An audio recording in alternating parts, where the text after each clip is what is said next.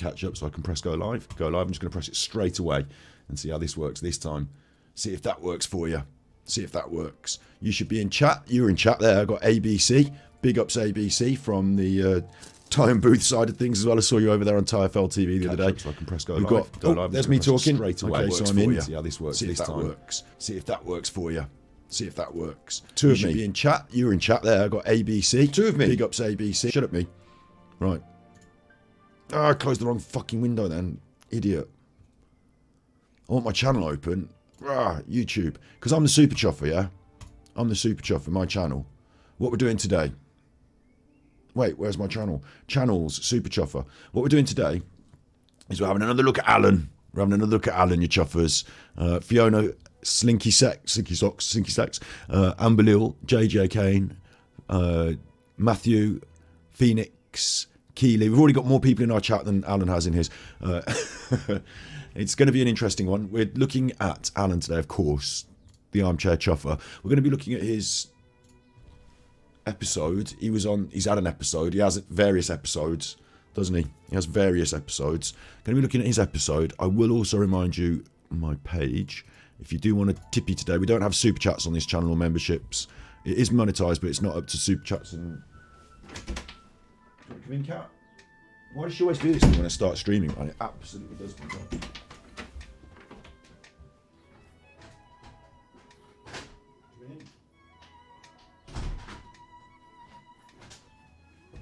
It's always the minute I start. I think it's because she can hear my voice.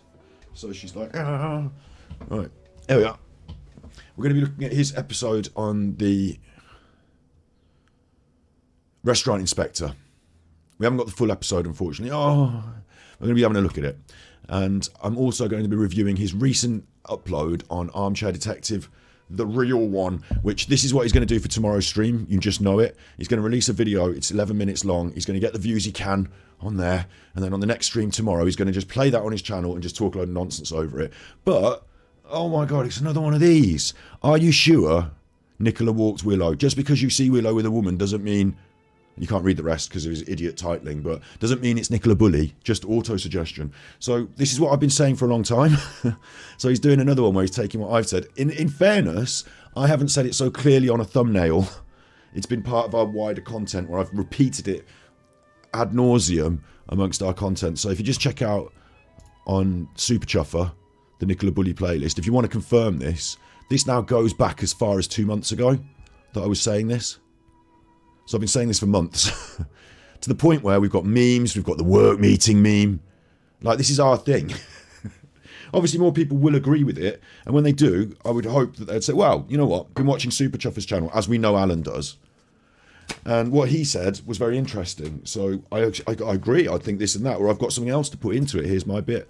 Alan doesn't do that. Alan doesn't do that. The best he can do is to fuck around with some settings and paint a ball. I painted this 3 pixels yellow and now it's a ball. Like, he's got nothing. He's got nothing. So he's just copying other people. And so today we're going to look at his copycat video, his awful media, his worst. Alan's so bad at media.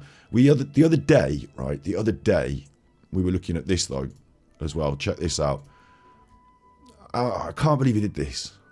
He rebroadcasted the Coronation of the King, and he rebroadcasted it in terrible quality. He just got up in time. Are you up out of bed, Alan? Because the thing's on, Alan. It's on the telly now, Alan. Oh, quick, turn that on. You've missed the start though, Alan. How come you missed all the start? Oh, I just wasn't out of bed in time. Are you on your stream yet? No. When you do, you talk for about 5 minutes, and he looks like he's just got out of bed. Lady beside him, and he just chats over a bit of it. And then that's it. Being crowned Queen of England at 75 years old. Like, Alan, we don't need to hear you. And look at how jerky this is. Look how jerky it is. Look at how bad his media is. Herky jerky. Alan's got problems with his internet. We might have with Steve tomorrow. And if we do, I'm going to be well cross. If it's just Virgin Media, I'll be well cross. If it's Steve hasn't plugged himself in, I'll be furious, to be honest. But I'm only joking, sort of, because I've told him about it. But the issue here is that it's a restream of the BBC, so you could just be watching the BBC. Like, it's terrible. You don't need Alan's commentary on it. He adds nothing. The actual video quality is awful. Alan's internet is bad. His sound quality is bad. So why is he doing this? Just desperate that people don't watch something else instead of him for that day. Just desperate. And it's also because he's got no friends to spend the day with. He had no one to share this moment with, so he thought he'd restream it on his stream. It was really awful media. And when I say awful media, I mean the worst. Restreaming the news on your channel. Well done. And then on top of that, right, on top of that, don't even bother playing that to watch it. On top of it, this is what happened yesterday on Twitch. We had another look at some of his, what I'm looking for, video producer. We had another look at some of his stuff yesterday, and Alan visited the Queen. Now, I've got this ready to upload on YouTube. It's ready to go on my YouTube channel as a video. But unfortunately, YouTube's holding it back due to advertiser circumstance. And I don't know, man, like YouTube's a bit funny sometimes. It will pass it eventually, but it's just got to wait while it gets checked. So that's annoying. But we can have a little look at what happened yesterday. Queue for a nice lady. Instead, he's going to push in front in the disability queue. Have you got disabled? What we were given the... Yeah, I know, I got one, yeah, but do you know where it starts? He's been given a disabled tag. So whether he's been given one legit or he said, can I have a disabled tag? Where's the queue? And they haven't checked yet. Get a good one. I don't know if they're going to check and not let him in. Well, I think you just keep going this way. Keep going, yeah. Yes, they told us. Good one, detective, asking that woman on the street. Good. This is Alan and his detective. He doesn't know how to get... Look, I mean, come on. What do you think? Hang on. Look at the pattern here. It's annoying me. What we were given the... Yeah, I know, I got one, yeah, but... I had it all set up to play a different window, and now the frame is wrong. Basically, Alan went down to London to see the Queen, and he got himself in the disabled queue. I mean, fucking hell. Angie wonders how much he lost in Malta. Hang on, I just got to... Oh, wait, the camera's... Let me just fix the camera. Sorry about this. Let me just fix the camera. There we go, just fix the camera there. Oh, did you see my t-shirt? Did you see my t-shirt when I stood up to fix the camera? Have you seen my new t-shirt? Do you like my new t-shirt? When I stood up to fix the camera. I should really have a wider angle so you can see my t-shirt more often. But did you like my new t-shirt? So that was infuriating me. Yeah, the Queen's dead, yeah. I mean, this was back in the day when the Queen died. He went to the funeral, and instead of waiting at the queue like everyone else, he pushed in. So that's coming up on our channel. Look out for that. Alan's got a track history of being weird about this royal family stuff, and the 3-hour broadcast to restream this, and then at some point when actual stuff is going on still, like they're still in there and they're waiting for the king to come out, there was a 10-minute bit where the king was behind the closed doors. Alan interrupted the broadcast because he thinks he's more important, and he wanted to tell you some stuff he read in a book about the Queen that everybody knows, because everybody knows all the stuff that happened because it was all on the telly recently. Like, Alan is the worst. This is just... he just rolled out of bed to try and scrape this barrel because he's got nothing better to do with his life. It was disgusting. So I've briefed you on that. We're going to start with this then. Let's get straight into it. Oh, you see, he's live. Did you see what I said? Oh my God. He's live we'll restream him tonight then. He's live. He's going to watch his own video and react to it. The fucking idiot. The absolute, dog shit of a streamer. He's going to watch his own video and react to it that he released yesterday. So he's trying to double up on, I get the views and then I get the money when I react to my own video. Ha ha ha ha. What an idiot. What a proper goon. You don't have to watch this because we're going to watch it together now. St. Michael's on wire and you... So let's go from the start. Here we go. Go.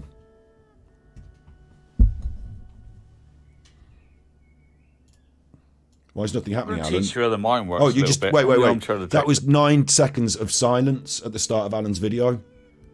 That was 9 seconds of silence. Unbelievable. Alan, 9 seconds of silence at the start of your own video. You are a clown. You are an idiot. Oh, I should remind you as well, we've got the coffee.com thing. If you want to tip me, I don't know if I said this already, but we don't have super chats or whatever, but we do have coffee.com. So you can tip me on that link and it'll do an animation. So you get to see that and it'll read it out for you. If you live on St. Michael's on wire and you see this lady and she goes for a walk 1,000 times with this dog, you're going to associate this two as a duo, right? Right, that's what I've said, yeah, for ages. Playback speed up to 0.5. Have you got anything to say? If you see this lady dropping her children off to school and then she leaves a car in the car park and walks off with the dog every day 1,000 times to walk a dog in the fields by the river on the towpath, you're going to associate the dog with a woman called Nicola Bulley. You Unbelievable. might not know the name of the dog, you might know the name of Nicola, but by sight, your mind will... Grandmaster Sid Sophos sent tippies. Scott the T-shirt legend. You are the GOAT. Super Chuffer owes 3 hugs. There it is. There's my coffee. I don't know why my coffee didn't go off. There we go. T-shirt legend. I've got more as well. This is only the first of many. Angry Alan Malta 2023. It's good, isn't it? Like, you know, when you go out with the lads, hey, you get your T-shirts for the stag do. Hey, Angry Alan's Malta Tour 2023. Went out for one day and got angry and came home. It's good, isn't it? like 100 yards away, but I could see it was definitely that dog and that woman. Could you guarantee it was Nicola Bulley? Thank you, Sid. Did you speak to her? Were you close enough to her? Would you stand and give testimony in a trial? And does it matter if you stand and give testimony in a trial, Alan? Because number one, there is no trial, and number two, there is no trial, is there, for Nicola Bulley? And number two, it doesn't matter because it's an eyewitness. So even if the eyewitness went to court and said, I said this and I saw this, they'd say, okay, fair enough, eyewitness. And the court would all understand, and the judge would understand the validity of an eyewitness, wouldn't they? And how valid they are. Now he's Not on Emma. so sure now, are you? Any of the dog walkers in this town dress almost exactly the same. It could be any... Do you know what? It's almost as if he's watched my fucking videos. And how is Alan going to negotiate this? Because Alan's in a difficult position. He originally said the CCTV was bang on and that proved that Paul was there and all that, and he's friends with Jizzy, and now he's gone back on that. Is he now going to say that he thinks Emma was planning, was the decoy?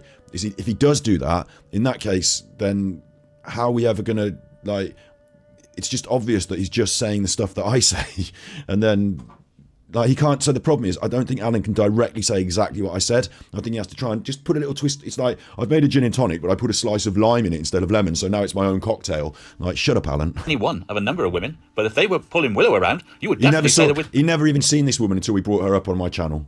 the dog was with Nicola, because that's the way the mind works. It's a race against time now for Becky Smith, the lead officer in the Bulley case, to come up with some damn proof that Nicola Bulley was at the river that day. No, it's all very well having a hypothesis, but it's ruined if you can't prove she was there. Now, I'm not speculating. Why do you think they were so adamant they wanted the fucking... Like, Becky Smith's on a different job now. Like, her job is not at the moment to try and solve the Nicola Bulley case. Like, that's not how it's working. There's an inquest, and when it comes out, then they'll decide their next move, and the case may open or whatever, but it may not. So Becky Smith's not in a race against time to do anything. But at the time, they were on about the dashcam footage, weren't they? That's why they're on about this dashcam footage, to prove that she was there, independent, verified, somebody else, dashcam footage. That's what they're always going... That's what they wanted. So it's not like they missed this, Alan. I'm just telling you, human... And they even said the phone... I mean, we haven't done the episode yet on the police, but they even said the phone made its way to the bench, not Nicola carried it to the bench, because they were careful not to state anything as fact unless it's been verified by either CCTV or they said an eyewitness saw, instead of she was definitely. You're an idiot, Alan.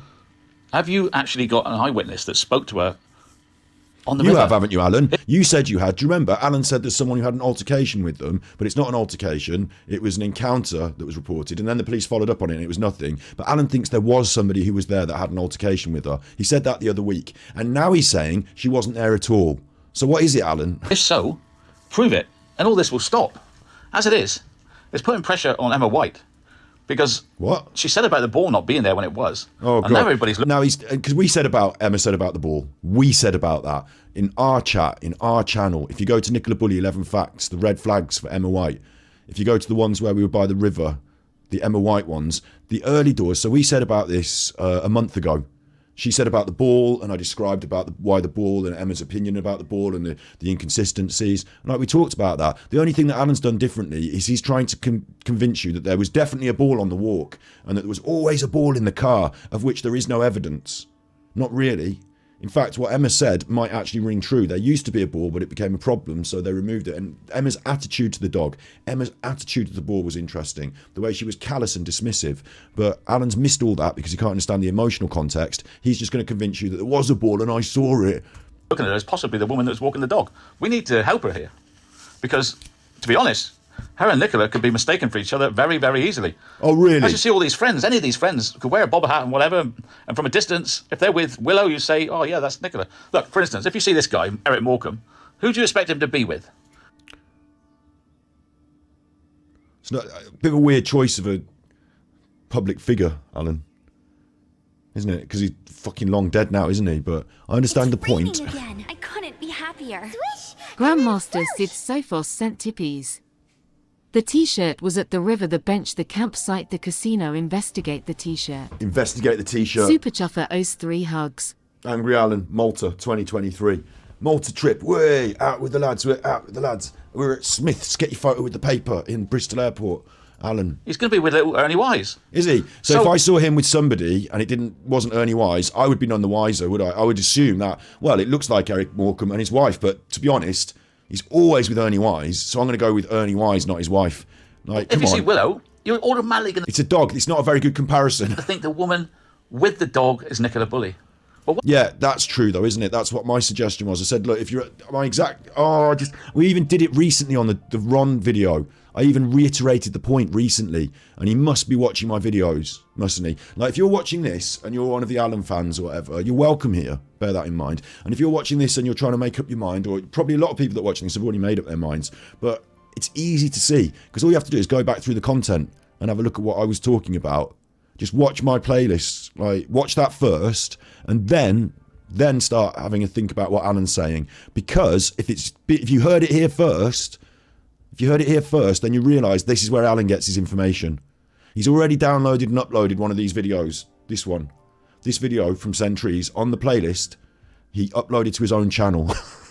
So bear that in mind. That's how I got stuck. People go, oh, why'd you get bully Alan? Why'd you get on Alan? Alan took one of my videos off my channel and uploaded it to his.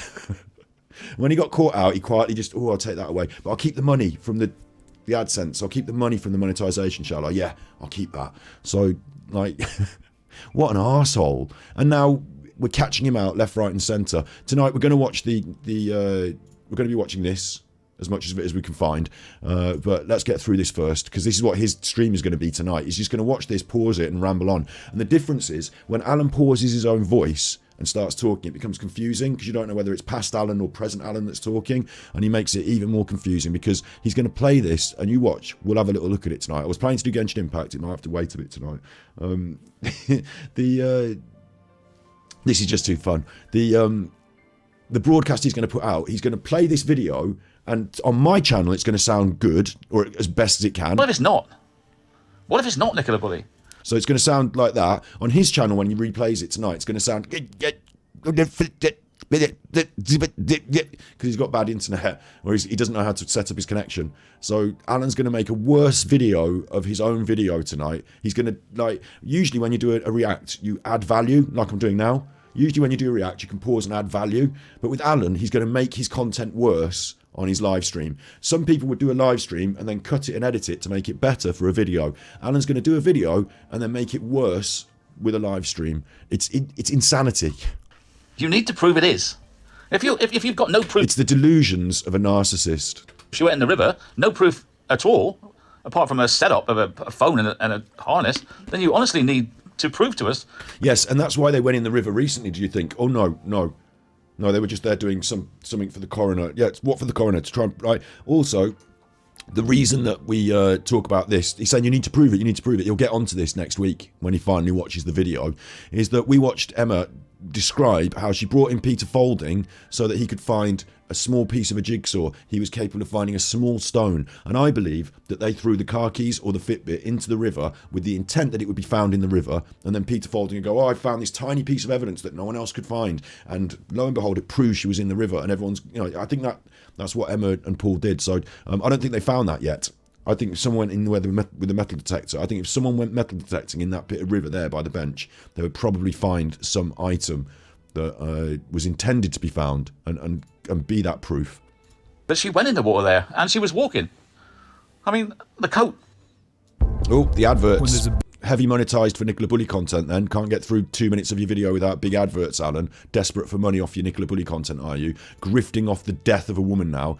Like, nothing more to say, have you, Alan? No, we'll start saying what other people have said in their videos and keep the content pumping so you can grift off the death of a woman. A few people accuse me of being a bit of a ghoul. I'm a body language analyst and psychologist on the internet in a way. In another way, I'm just a chuffer doing some chat. So that's all good. I don't feel like a ghoul. I don't feel... I'm more of a cagoule than a ghoul. I'm more of a cagoule than a ghoul. But Alan, he's right in there now, Angry Alan, in this dirty, disgusting, grifting... He's not a true crime expert. He knows nothing about crime per se. He's not a detective. He just takes the word and sticks it on. Like, oh, I'm now a detective. Oh, I'm now a this. Oh, I'm now a that. And he just uses words to manipulate, yeah? But he doesn't really know much about general crime. He's not interested in all the different cases. He doesn't have much knowledge. If he needs to find something out, he's sitting and reading it off Google while he's broadcasting to you. So he's got nothing to offer. But he's not trying to offer anything of any note. He's trying to gather up enough idiots that watch his content so he can get the clicks and views, and he can gather the little bit of tippies and patron money that he gets, which isn't a lot, off a very small group of people who are a bit more confused than everyone else. But this is Alan's grift. It's not really content. And as you'll see, you'll get a lot of repetition because he hasn't got anything new to say. Coat was wrong. You police told us it was ankle length and it was knee length. Yeah. And then we see Emma with this ankle length one. Wow. Alan cracked the case by watching someone else's videos on the internet. Everybody's jumping on the bandwagon that she's guilty now. Jumping on the bandwagon, are you, Alan? Or is everyone? Whose bandwagon's that? I mean, I'm not going to listen, I'm not here to be like, oh, I'm the big one, I cracked the case, I said it was Emma. It's just obvious who said it first on the internet. It's just obvious. Out of all the people that are interested in Nicola Bulley, like, if you just go back and look at who said it first on the internet. So I'm not like, oh, it's all me and this. I was like, Paul, straight away, bang on him, body language analysis. Emma, the next one, just she's in it too. There's work meeting. Where do you think the work meeting thing comes from? Like, this is us. This is what we bang. Yeah, this is what we bang. Other people, oh, I think she fell in at the river. Other people, I've got several different theories. I'm not pinning my flag on anything. Me, Emma White. That's who I think it was. Like, what? Emma White and Paul. Just because I've got the balls to say it, and now, Alan is literally jumping on my bandwagon and accusing other people of jumping on a bandwagon themselves. Ankle length, and it was knee length. And then What are you saying, Alan? Emma with this ankle length one, and everybody's jumping on the bandwagon that she's guilty now. You were as well. Alan, you are as well. To be mistaken for each other. So it needs sorting out. We need some proof, because it's gone on too long now. Otherwise, Emma White, for the rest of her life, will be blamed as the one that was walking. Hang on, wait. This is the twist of lime. So Alan's saying, because Emma could be confused for Nicola, people might have seen Emma walking the dog and said it was Nicola, but actually they saw Emma, and legit it was Emma, because she was walking the dog, and no one's trying to hide that. But I'm saying Emma was out there walking the dog because she's doing the decoy. But Alan's saying there was a decoy, but he doesn't think the decoy was Emma White. She just conveniently was out in the same field, which she hasn't said she was at. She didn't say she was walking in that field that day. And other people have seen her, and now she's getting labelled, and it's sad for Emma. Like, what? Where are we going now, Alan? In the dog. Because no one's proved it was Nicola. You just throw the shade at Emma. You just show a picture of Emma wearing the clothes. You just said Emma was the one, and then you said it couldn't, but sad for Emma because she might not have done a murder. Like, what is going on with your detectoring? You need your head rewired. And she didn't do herself any good with her interviews. They uncover nothing like the police have done for the last 10 days, so we hope it supports what the work of the Lancashire Police have been doing, and we hope Nicola is not in that river. That river or the river? We need to see who was walking Willow that morning. That river, that's an interesting point. That is actually an interesting point. I wonder if it came out of our textual analysis or somebody else's. So we hope it supports what the work of the Lancashire Police have been doing, and we hope Nicola is not in that river. He's not in that river. So she could be in a different body of water. That river or the river? We need to see who was walking Willow. CC, what's a grifter? Okay, what's a grifter? I mean, we should do this to the top of every episode when we talk about Alan, really. Grifter. A person who engages in small-scale swindling. He's a petty criminal. He's a crook. Not a criminal, but a crook. He preys upon people. I saw him as a grifter who preys upon people. If you're vulnerable and not that smart, he'll tell you a load of stories and bullshit just so he can lift a tenner out your wallet. It used to be in the old days, it'd be a con man. It would be someone who maybe worked with someone else or, had a bit of a trick, little cheap con man.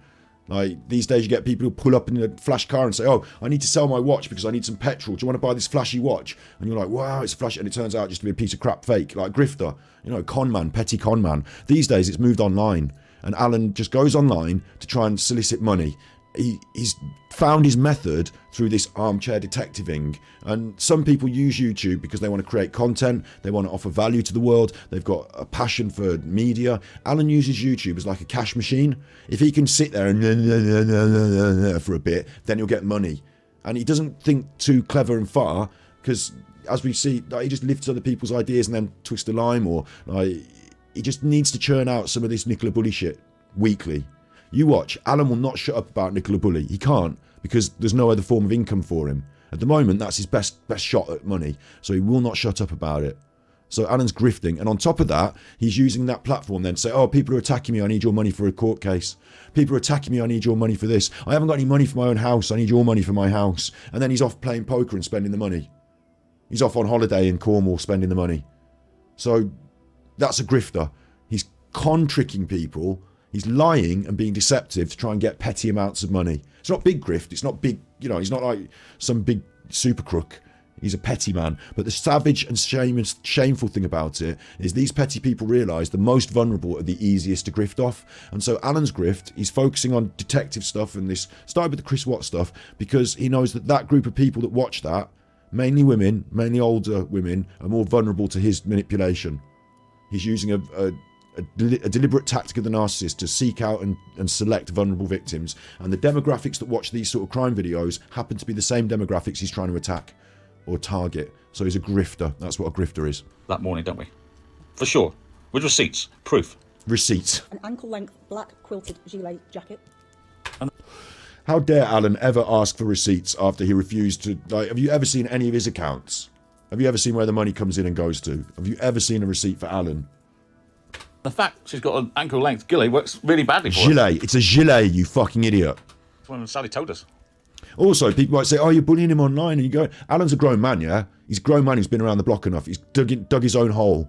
He took my video. He took other people's work. He's a grown man. I'll show you something quickly. I want to just quickly, and I don't want you to like get the wrong end of the stick here. Right, if I just type this in.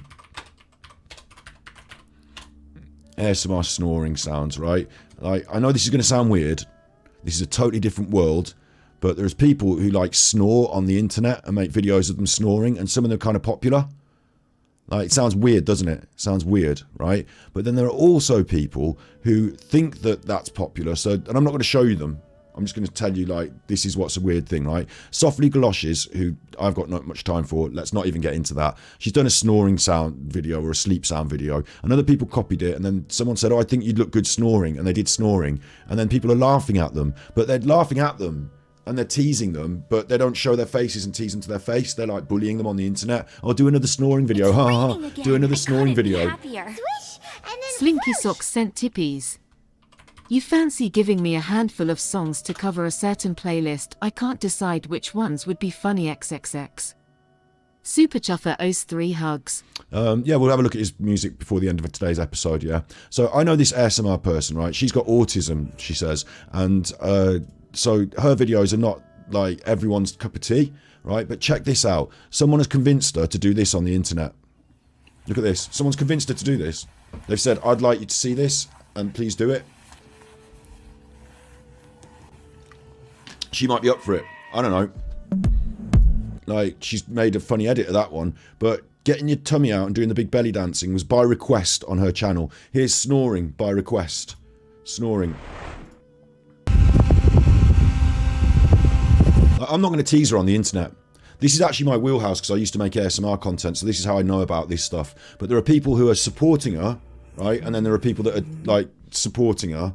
And, like, you know, there are people that are teasing her. So if I wanted to be a bully on the internet, yeah, I could just, like, I've got easy pickings. It's not this bloke. This bloke requires a bit more thought, requires a bit more setup and understanding. Like, you don't just wade in and start, oh, you and your ham hands. That's not what's going on here. And if I wanted to be a bully, there are easy targets on the internet. People out there making themselves look bad.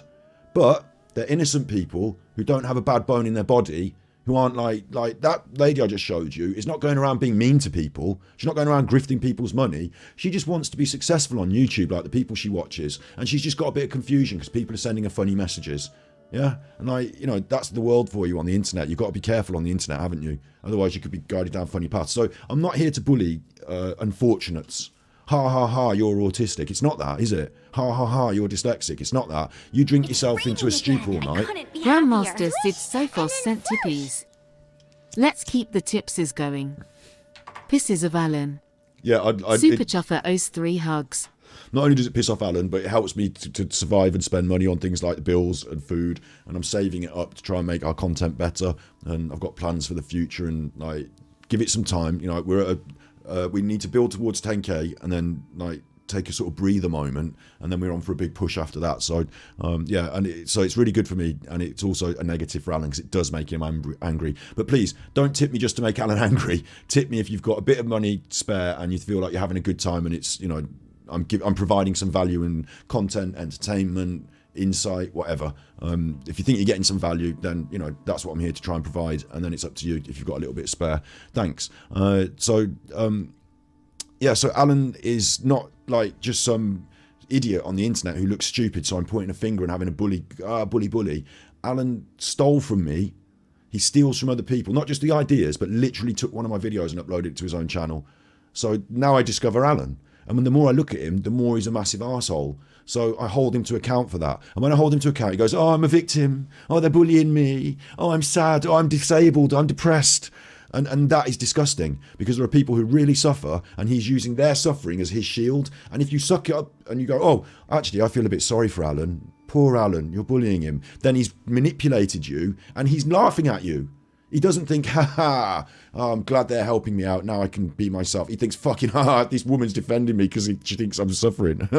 Like, idiot woman. She's right on my list for manipulation. Like, he's not feeling sad inside. And if he does, he deserves it, because he's dug his own hole, and he shouldn't feel happy and lovely in life because he's ruined lots of other people's feelings and lives and been attacking everyone left, right and centre and stealing from them left, right and centre. He uses people as a resource. He's a narcissist, and we know all about narcissists. He's not a very nice person. So if you feel sorry for him, you're being manipulated, right? So I'm happy to not bully him, but we call it detracting. Hold him to account online. Make sure that he doesn't get away with his bollocks, because there's a lot of people who just let it go by. But the more and more I talk about this as well, I'll have you know, there's a few people out there who get interested and think, hang on, this guy's a bit of an interesting case. These stories about Alan, you know, there's a lot of people out there on the internet who see these people online and call them lol cows. They call them, they're people to be laughed at who create their own fate. And, you know, so as I've said, I'm not here to bully someone for being autistic or anything, but I am here to hold Alan to account. So let's never ever get that confused. Let's never get that confused, because I get a few comments like it. A lot of them probably just from Alan himself trying to shut this down, but it's not bullying. You know, it's okay to stand up to a bully. They are an ankle-length black quilted gilet jacket, a black Engelbert Strauss waist-length coat. Which this is the picture, yeah? This picture looks different from the actual CCTV because Alan has manipulated the image. So this thick black line around her wasn't on the actual CCTV. Alan's been changing this image, so it's strange. Tight-fitting black jeans. Really important that the public pay heed to those. This is his video. He's skipping through it while he's editing it. Be happier. Grandmaster Sid Sophos sent tippies. Support our Scott absolutely. Oh. Super Chuffer owes 3 hugs. Oh, I'll tell you what we should do as well. We'll finish this, and then we'll deal with the aspect of supporting as a group. And then we'll go on to the Armchair Detective Restaurant Inspector. Very useful to us. It is our working hypothesis. Thank you for the She asked for tippies. factual sightings, and it seems a few people come forward and said, yeah, I saw Willow in the field that day, and Willow was with a woman that looked like Nicola Bulley to me. He doesn't know that. He's just put words in people's mouths there. A number of people came forward and said, yeah, I saw a woman in that field today and it looked like Nicola Bulley. She was with. That's not what the witness statement said. He's just made up some conjecture. What we knew is there were people witnesses who put her at the field. That's all. Not what they said or whether they saw the dog or this and that. A couple of them actually. It wasn't one. The dogs had. Someone said the dogs played together or something like that. You know, small piece of information like that came out, but the actual statements, no. So Alan, again, making stuff Can up. you guarantee me now. it was Nicola Bulley? Well, no, I didn't get close enough. No, but and Alan, I saw the dog. no one, you know, no one can. No witness statements are a guarantee, are they? Because people have been to the electric chair for less. Like, witness statements are known to be not completely like. Witnesses are not infallible.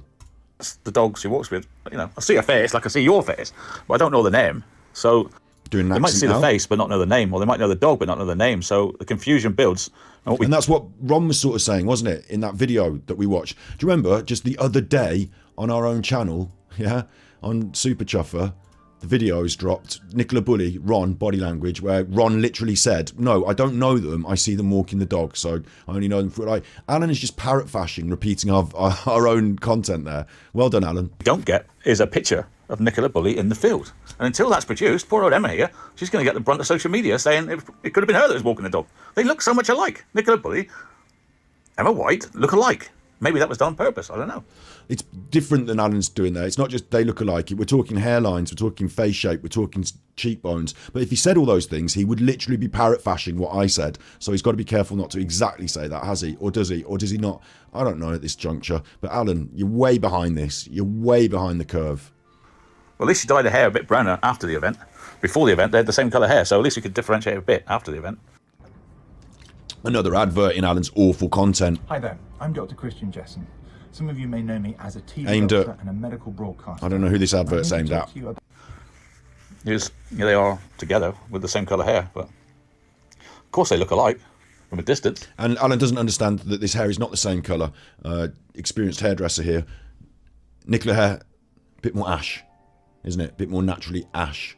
Or it comes out that way in the mix. Whereas Emma's stronger, darker tones, more golden. More yellowy golden. Emma having more trouble. Again. I couldn't be happier. Grandmaster Sid Sophos sent tippies. Sorry, bro, I know you're trying to concentrate. But we've all missed you, man. Super Chuffer Thank you. owes 3 hugs. Sid's been very, very generous today. The rest of you, you've all gone quiet.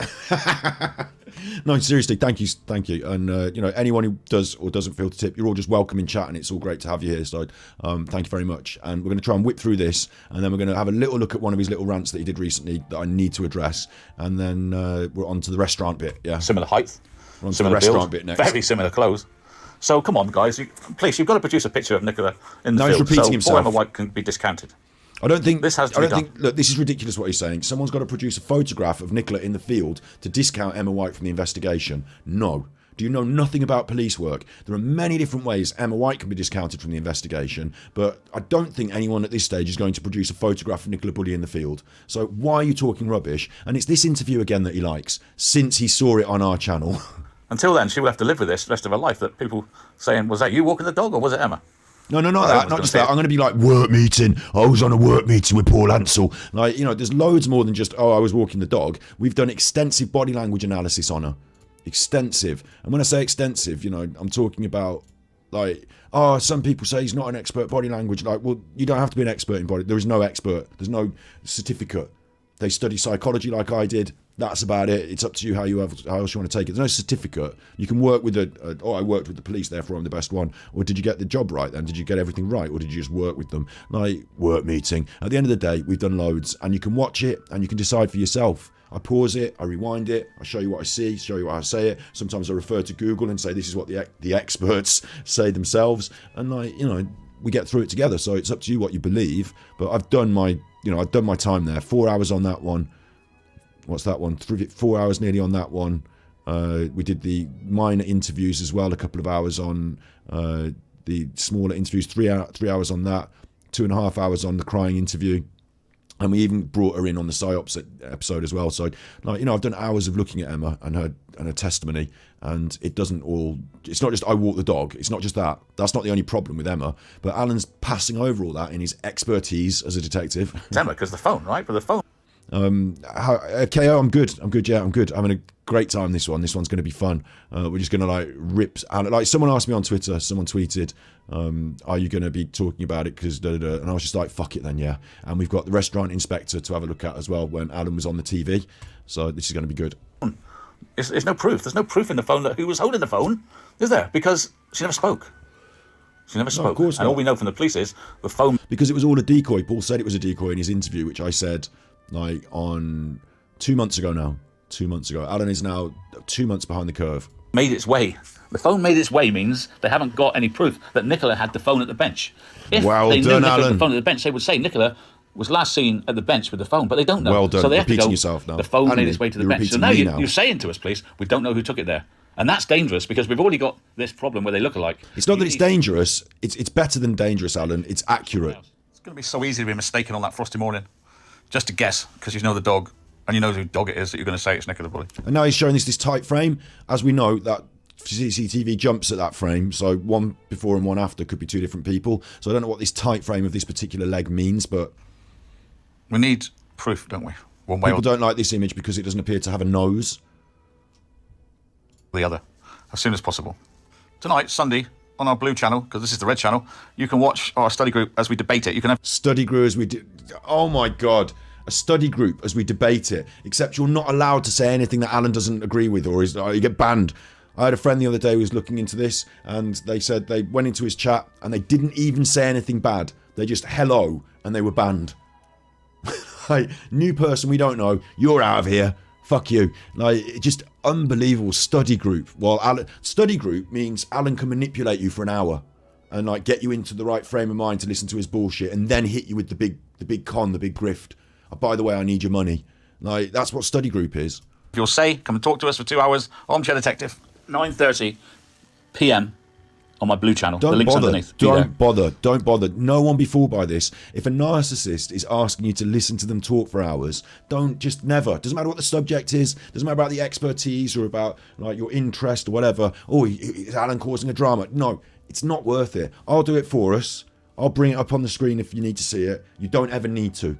Unless he's doing something particularly awful, in which case I'll say, right, we'll have a look at it. Like today's, a couple of things are particularly awful, so we'll do that. But, I mean, no one ever needs to fall into this trap of needing to listen to Alan. There is nothing Alan has ever put forward in the public sphere that you can't find out from anybody else on the internet. Like, anybody else's information. Like, he's regurgitating other people's stuff. So he's never like, cracked a case or anything like this. The thing he pins his reputation on, the shadow men in the Chris Watts case, is provably, someone showed him it on Facebook, and then he took it from Facebook, put it on his channel, and deleted them, blocked them in the chat. So Alan has nothing to offer and never does. At best, he's going to read you the internet. He's going to read you something off the internet. At best. At worst, he's going to make up stuff at random and repeat and regurgitate and load of nonsense and get you tied up in circles. Today, he's going to tell you what he's been telling you for months isn't now not right. Not this, not that now. Something different now. Like, keep you on your toes, keep you confused, keep you... Ooh, what if... maybe I don't... Because it's gaslighting. Because Alan's a natural narcissist. Could the witnesses have been mistaken? Was Nicola Bulley even in the field, let alone in the water by the bench? We're going to look at this. It needs sorting out. It needs sorting out. So Alan's here to sort it out from his armchair in fucking Western Superman. Like, what business is it of Alan's, and how is he going to sort it out? It's ridiculous. He's got no skills or attributes to bring to this. Curtis Media, as people misalign him, people, to say bad things about him. I don't know anything about him personally, but he went there with his camera, and I tried to find some stuff out. Yeah, like, I've looked at all the testimony from all the videos, all the interviews. That's for me, out of all the different people on YouTube, my unique selling... I've just dropped my roofer. My unique selling point, apart from smoking and wearing a wig, right? My unique selling point on this case is that I do the body language analysis, and I'm interested enough to pour through the videos, to look at the CCTV for 5 hours at night with chat helping. Like, I listen to all your ideas, and it comes forward and through. And if someone gets something good, their name is, put forward. Thank you very much for you. Like, that's my little slice of what I've done here, I guess. Now I can see that, because we can see all the videos there. Now I can understand what I've done. At the time I was just making content and having fun. For Alan, Alan's now going to, we need to prove for Emma's sake that she wasn't and Nicola wasn't, but the decoy looked like Emma, but it wasn't Emma. And what? What? Who's who? What's what? Not conspiracy. I haven't seen a witness say that Nicola Bulley was in the field yet and prove it. Have you? But you said the other week that she was on that path having an altercation. Well, we told she was. But was it a glance? You said the other week that the witness on the path having the altercation was so important, and you'd found it, and it was a big thing, and it was on your channel. Like, if you're watching this from the Armchair Detective side of life, don't you understand this? The other week he said some other different stuff. So now he does think she was on that path, but no, he doesn't think she was on the field. So is he now trying to say that those people on the path have kidnapped her? Is that what he's saying? And those people on the path kidnapped her and then went to the police and reported they'd had an altercation with her as witnesses?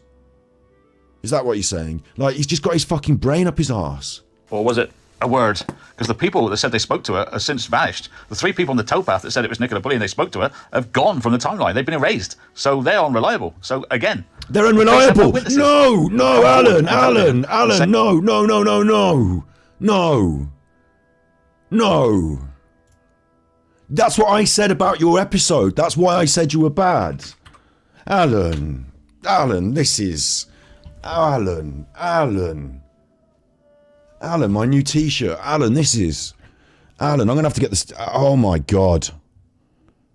Oh my God, Alan, we're having to press the buttons now. Because you'd be in jail. Alan. What did he say the other week? It's raining again. I couldn't be happier. Swish and then Grandmaster Sid Sophos sent tippies. I know a great bar called Vin Bar in West Street, Weston-super-Mare. Be great to do a live there one day.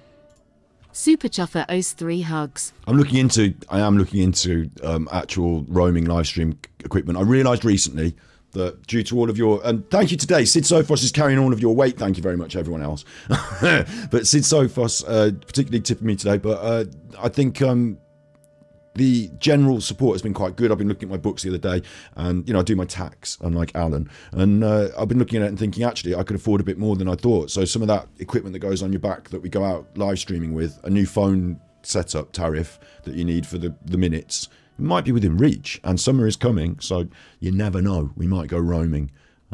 Yeah, I'd like to. I just want to take you back to this episode here, where Alan's going on about this meeting in the village hall. People. I just want to reply to the person in chat said, it's no surprise there's no CCTV in the tunnel for instance, 9:15. Nicola has not left the field by a rowing water. Right? Yeah, the camera was working at Rowan Croft. One doorbell cam. Like, the problem is, I can't even go back into his own episode and find, like, for clear what it is he's trying to say. It's 7 o'clock. We had the altercation. Then they should be aware what they're doing to me. Walk dogs without leads. So he would talk to her about it, right? So it could be wrong.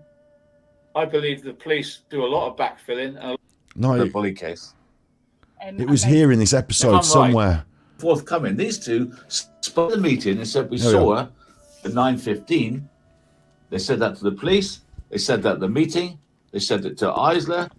The Remember this one? Is this lady. This load of bullshit. Like, or this episode, I think you could actually legit now. Alan has said it's misinformation, so I'm legit going to report that for misinformation. Next, provide details. This is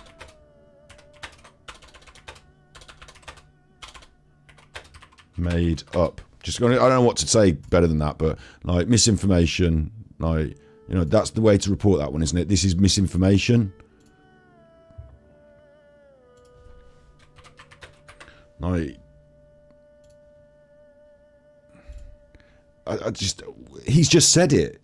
He's just said now these reports of this altercation are now unreliable. But that's why I said you shouldn't do a 3-hour video on it, because the police would have checked it out and found it to be unreliable. So therefore, it doesn't go in the box of, yes, this happened. It goes in the box of, we checked it out, it was unreliable, it goes in the bin. But Alan's done a 3-hour video about it in the past, and now he's going to say his own content was bullshit.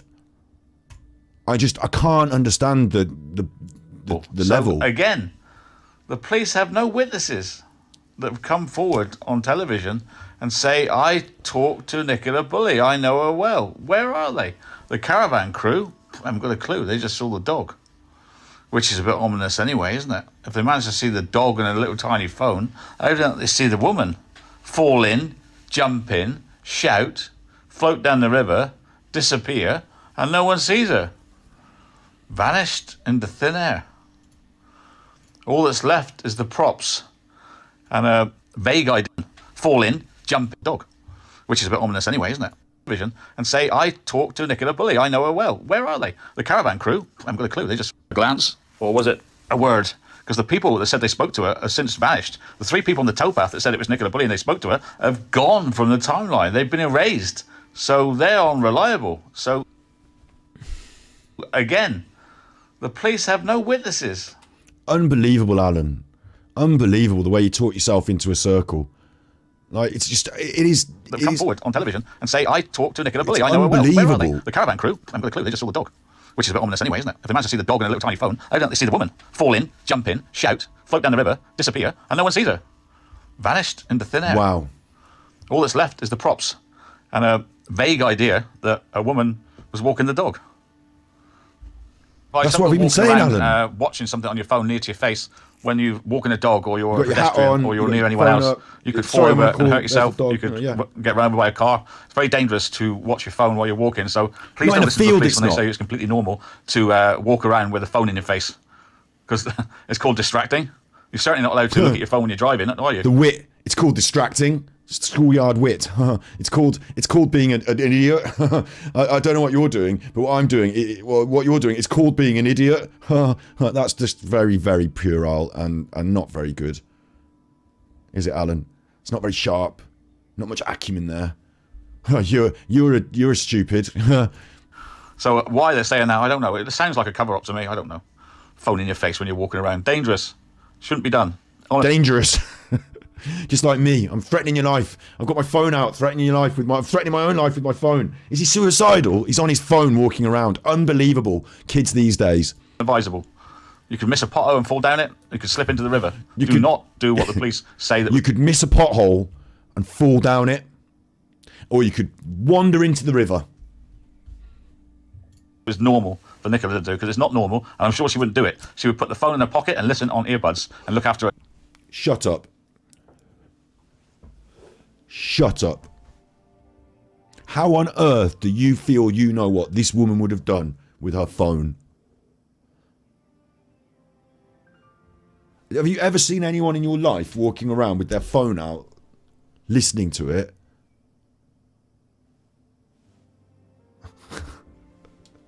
Like, calm down, Scott, don't let him get to you. He's not getting to me.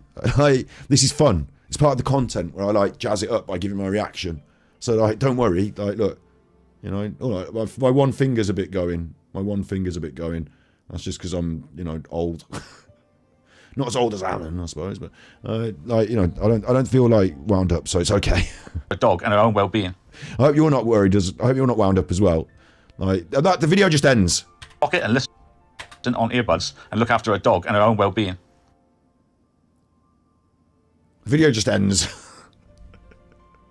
So that's what Alan's got for you tonight on his channel. A load of shit and nonsense that actually goes against what he said the other week in his other video, where he said these people that were having an altercation, which was reported as an encounter, which the police then looked into and said categorically, stated publicly, we don't think this is any of interest. Stop talking about this. It's just conjecture and conspiracy on the internet now. Like, please stop doing it. And Alan then brought it up months later. Oh, the police said not to do this ages ago, but now they won't get me. I'll do it now. Let's have it now. Like, he's got the worst content you could possibly. It's terrible. It's terrible. And as part of that, we're going to be watching a little bit of him and the restaurant inspector. Ooh, but what I do want to quickly just do as well is just draw your attention to this other thing that he did the other day that I thought was particularly. And now I've got to find the fucker again. He did a live. He was replying to the trolls, wasn't he? He was replying to the trolls. Was it in Snowball? It was after after he'd come back from Malta. It was after he came back from Malta, didn't he? Because he was at Malta for like a day, and then he was spotted there, and then he had to come home and pretend he hadn't gone. So then he panicked and he went on holiday to. Then he panicked and he went on holiday to Cornwall. And I don't. And at the start, just briefly. That's what I was doing today. It was May Day. It's raining again. I couldn't be happier. Grandmaster Sid Sophos sent tippies. Scott, say hello to my Eve, please. Super Chuffer owes 3 hugs. hello, Eve. Big ups, Eve. There you go. There's the Maypo. That's a good phone shot. I will be making a film of it, but I was in Cornwall for 3 With days. the green screen settings on. And thank you for not telling them where I was. They honestly expect me to say where I was after what they did in Malta. No, I'm never saying where I am again. What? Whoa! Slow that. I like it on double speed because he talks a lot of arse and I have to skip through it. But Cornwall for 3 days. What did you say, Alan? Great film, and thank you for not telling them where I was. They honestly expect me to say where I was after what they did in Malta. No, I'm. After that, what they did in Malta. So no one ever went to Malta, Alan, right? You never went to Malta. But what they did to you when you were in Malta, is that what you said? Or didn't say? Never saying where I am again. But I just want to apologise as well for the last week I have talked about the trolls, and You did, didn't you? You made a video of me with the wig. You called me the wig man. At the start of every episode, you had the big rant. And then I explained on the internet, and I shouldn't have done this for you, Alan, because I know you watch this stuff. But because he's watching now before his show, isn't he? He's like, this is going to get him well egged up. But Alan, I know I said that the best thing to do is not, like, if he talks about me at the start of his show, then the people who tune into his show think, what's this show? I was here to hear something about Nicola Bulley, and here's this old man ranting about the state of the world these days, and the sun, and a wig, and like, you know, it kind of puts people off his content. But Alan, actually, the truth is you're better off ranting about me. Because I don't know if you noticed on your figures, Alan, but the video with me in got more than the other. When you do the ranting and you think your videos are popular because of the stuff you're saying about Nicola Bulley or this and that, what it is, Alan, is people are into this now. They're seeing this going on and they want to see if you're going to say something to defend yourself. So the best thing you can do is to start your next video with a big fat rant about the wig man. Try and get clever on it. Because if you don't address it, they'll all know that you're a little winny winky, little willy ninny. You won't talk about it. Can't talk about it. Scared to talk about them. Little willy nilly. That's what they'll think, won't they, Alan? Because I've said all these actual factual. Now I'm just having a dig, right, willy nilly, but petty stickus. But I've said all the factual stuff about why your content's rubbish. So you know you can't even. There's nothing you've got. Can't even, like, what are you going to say about that old video where they had the encounter that was an altercation that was now discounted and you're now going to say is unreliable in your new video where you say that the old things Alan said is unreliable, but don't worry because you need to give me money because I need a court case. Come on, Alan. Come on. This gets better. name them. Then you might think, why have you done that? Because AD, you know it's best never to mention them. And I must apologise to my spanners as well, because it's hard work for them. Because when you mention the trolls, they get all excited and he said my name, he said my name, he said my name, and they get all excited, right? Alan. And they smell blood. Well, they smell blood. Wait, so many things to break down. So many things to break down here. The Wigman, okay, Wigman legal now. It's not so good. If I pull it up, it looks much more monk-like, and if I drop it down, then I get the sexy. Like Alan might do one of his paintings of me again. So the Wigman cometh. Let's break this down. Well, I did it on purpose. My legal people say my name. He said my name. Alan actually gets this excitement when I say his name. He's brought out the ham hands to try and excite me. He said my name, and they get all excited, right? And he's doing this because he's angry and aggressive and he wants to do punching, but he's having to cover his fist. Yeah, they get all excited. Go ahead. And they smell blood. They smell blood. What do you mean they smell blood? So now I'm a shark and you're some floundering seal. So it's a leverage to try and gain some sympathy. You know, you're the victim here again, or you're the victim. And it's also an admonition of guilt because they smell blood, meaning like you're completely vulnerable and flailing around in the water. You came back from Malta then, did you? You were in Malta, but you came home. They smell blood. They were nearly there. They nearly had the kill. So you had to just get out of the water. Is that what it was, Alan? Did the heat get too hot in the kitchen so you had to leave? Yes, they smell blood. Like, so it's an admonition that I don't forget the word right. Admonishment. He's admitting it. Let's speak in plain English. He's admitting it. He was feeble and fragile and weak, and we were going to savage him if he tried to sit at the table in Malta and spend all that fund money on poker losses. Well, I did it on purpose. You did it on purpose. Wait. So this wig, teasing me about the wig thing and all this, the wigman stuff, the film. Okay, wait. That was on purpose. I've fallen into his trap. Now, this is a classic one of a narcissist. He needs to regain control. He needs to recontextualize so that he seems to appear to have control. It's raining again. I couldn't be happier. Dien sent tippies. Thanks for the laughs, Wigman. Super Chuffer owes 3 hugs. Thank you, Dien. It's nice to see somebody else tipping as well as Sid Sophos as well, you chuffers. No, you've all had a big weekend of it. I know you've all spent all your money on the coronation. And this is the B-side and we're just having fun. So I really am grateful that people choose to support this as well. Long may it continue. I want to just show you something about DSP, Dark Side Phil. It was social experiment, right? Check this out.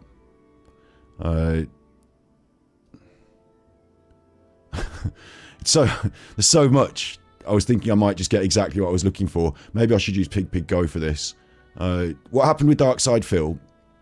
Maybe we don't need to go so deep into this on today because we're talking about Alan. Pig Go. Let's just quickly get Pig go out and just quickly do social experiment. Social experiment.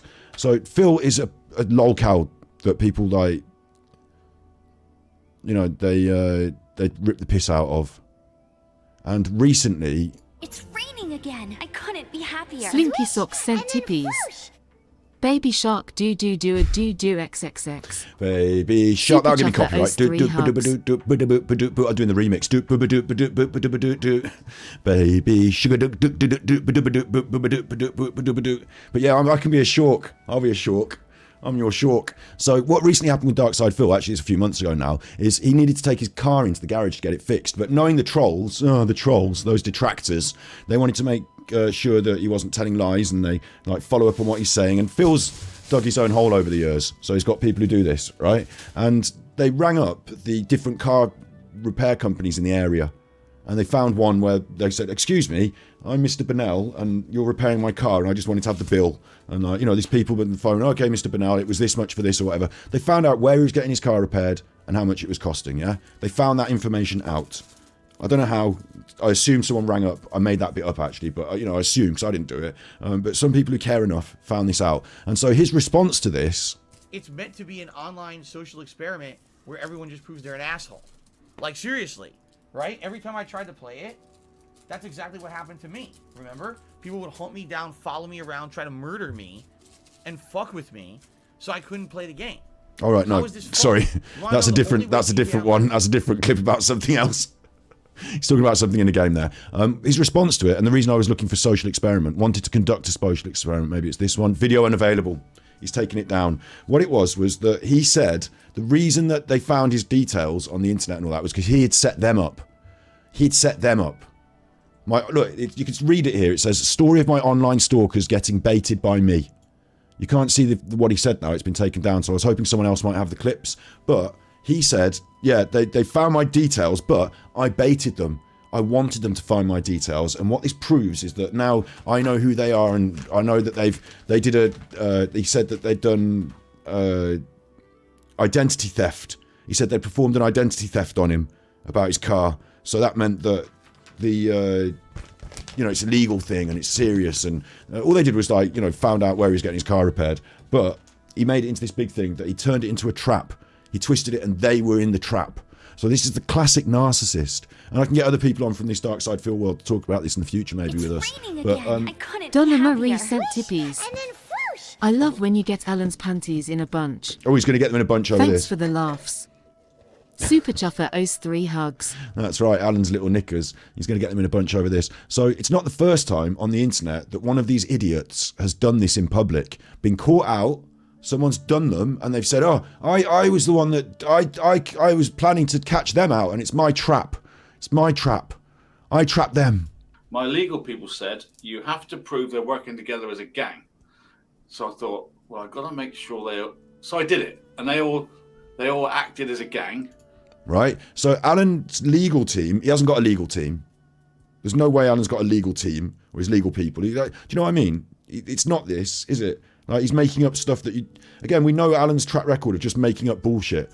So I imagine, who's his legal team? Like Google.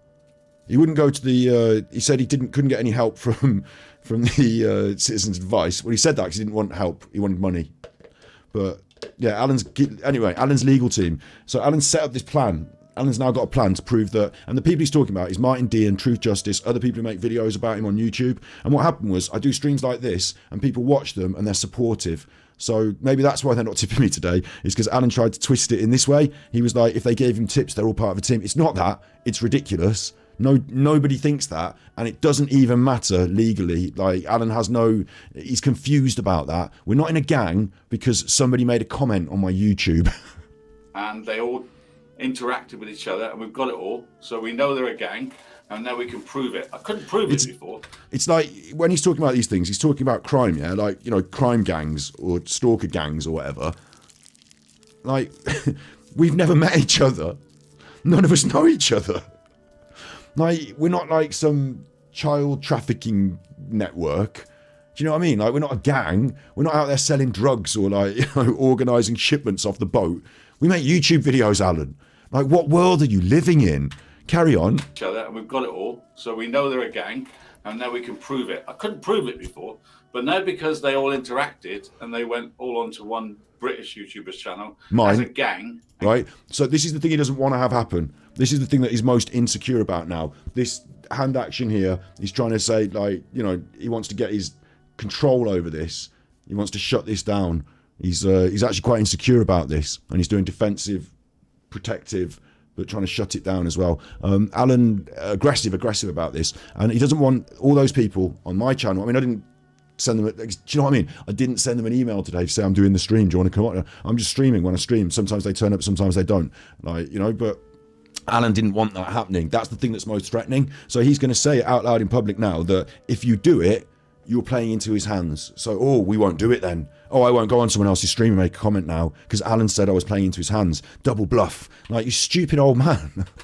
Sorry. I was repeating that because he said, for context, he called that woman the other day a stupid old woman. And that was something I found really egregious. So I said it there. I'm not being ageist and sexist or whatever. Like, I said it because it was a reflection of Alan because he said it the other day. But in context, if you don't know that context, it just sounds bad. So I won't do that in the future.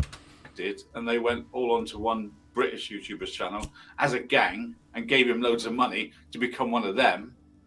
I now have them all in a bag. Because they gave me money on my stream to become one of them, which I don't know how I got inducted into this fucking weird cult by being given money. Like, you want to see the t-shirt? This is what I spent the money on. £8 of it anyway.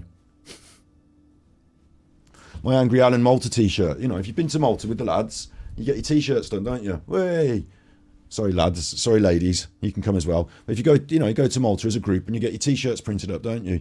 The Angry Alan Malta trip. Yay. We all went to Malta for one day. I should have got Angry Alan Smith's 2023 really, shouldn't I? But no, Angry Alan Malta 2023. It's a good one, that. I'll be wearing that all summer. Trolls. But not them. I now have them all in a bag of trolls. But he's got us all in a bag of trolls. Like, this is control. See what I said? He's going to need to flip this so he appears to have some control. He probably is deluding himself at this point. I mean, I can't. How can anyone? Can you think that Alan set this whole situation up?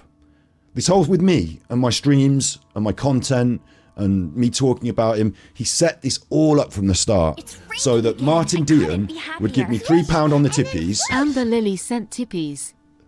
We're a gang because we smoke gonga together. But the gonga isn't going to help us now. The gonga's not going to help us now. Super Chuffer owes 3 hugs. The gonga's not going to help us now.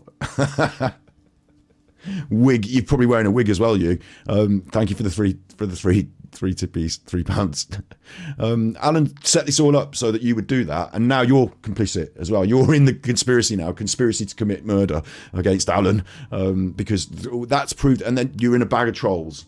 That's what YouTube want. Is could you round us all up and can you round up all the trolls and bag them up for us, Alan? Thank you. That was his legal advice. To one British YouTuber's channel as a gang and gave him loads of money to become one of them. What I really like about this scene as well is that Alan's wearing dark clothes against a dark background, and so it makes his hands appear like they're Thing from the Addams Family. Like, it makes them appear like they're independent of him because he's wearing that dark shirt against the dark background. So his ham hands appear to just be independent operators. Like, he's not, you know, he's got his hands down by his sides, but these two other hands are just doing the operating. Like, he needs his hands for the keyboard, so he's got some fake hands that operate while the stream is running. See what I mean? Alan's got this like other level of weirdness. He's got a fake set of ham hands because his other hands he's either using the keyboard or masturbating or something. So you don't want to know what his other hand is doing, but he's got these big ham hands going. They're fake hands. Look, fake hands. I have them all in a bag. In a bag. Of trolls, but not just a bag of trolls. Gang stalkers. So that's all I'm going to say. That's all I'm going to say is that everything we did over the Malta weekend. Irish Charm sent tippies. Hi from all your sexy groupies, Scott. Ooh. Loving the Alan Rants LOLXX. Hello, Irish Charm. Super Chuffer owes 5 hugs. Hello, Irish Charm. I didn't look into unblocking you yet, but I don't know. You can still tippy, can't you? So you're happy with that as a concept. Alan has Alan has decided that he's going to flip the context. He's just going to all the Malta stuff. He went to Malta, they caught him out. They were going to have someone turn up at the casino and do a news media piece on the event, interviewing some of the people, maybe get a photo of Alan in the process. Or he was going to have to hide in his fucking room while that went on. Yeah. So he's scared. He came home. And when he came home, he went straight to Smith's in the airport and took a photograph with the paper. We basically proved that it was Smith's in the airport, not Smith's in Weston-super-Mare. Because there's only 2 in the area. There's one at the airport and one in Weston-super-Mare. And he went mega tetch about that. Went to Cornwall, spent some of the money there on his phone. And then, I mean, the bit about spending the money on his phone, I don't know for guarantee, but, you know, I assume he had internet connection. And then he's well tetchy about it all, but he's done his explosion on his channel. He's had a go. He's even his own friends, even his own people who give him money on the internet have said, Alan, you need to calm down about this stuff. And so he's decided in the end to just turn it all on its head and say, look, that was all a big plan by me, and now I've got them. So I'm glad they did that after all. And yeah, they better not give each other any more money or be gang stalkers again on the internet, because you could also go into Alan's scrotal sack of trolls if you're not careful. Give him loads of money. Give him loads of money. This is what he's really eggy about, isn't it? Because Alan sees YouTube as this transactional feature. Like, he sees it as a money cash machine. So he doesn't understand our motivations. So he thinks that when I'm here and talking and you're giving me money, this is the whole thing. And that I'm getting money, and he's angry because he should be getting money and he's not getting as much money, and like, he doesn't understand all this other stuff that's going on, like, you know, all this other stuff, like us having fun, creating memes, work meeting, the Mimp, and I get my clothes from IKEA. Like, he doesn't understand how we're laughing at him, and like, he takes himself very seriously, and he does this episode, and this thing he said on the internet, he thought this would come across well for him, so he doesn't understand how I'm able to just watch it, show you, and you watch it and think, what a fucking tool. Become one of them. I now have them all in a bag of trolls, but not just a bag of trolls, gang stalkers. So that's all I'm going to say. I got them where I want them, and I thank them for falling in the trap. Excellent stuff, trolls. You've done great work.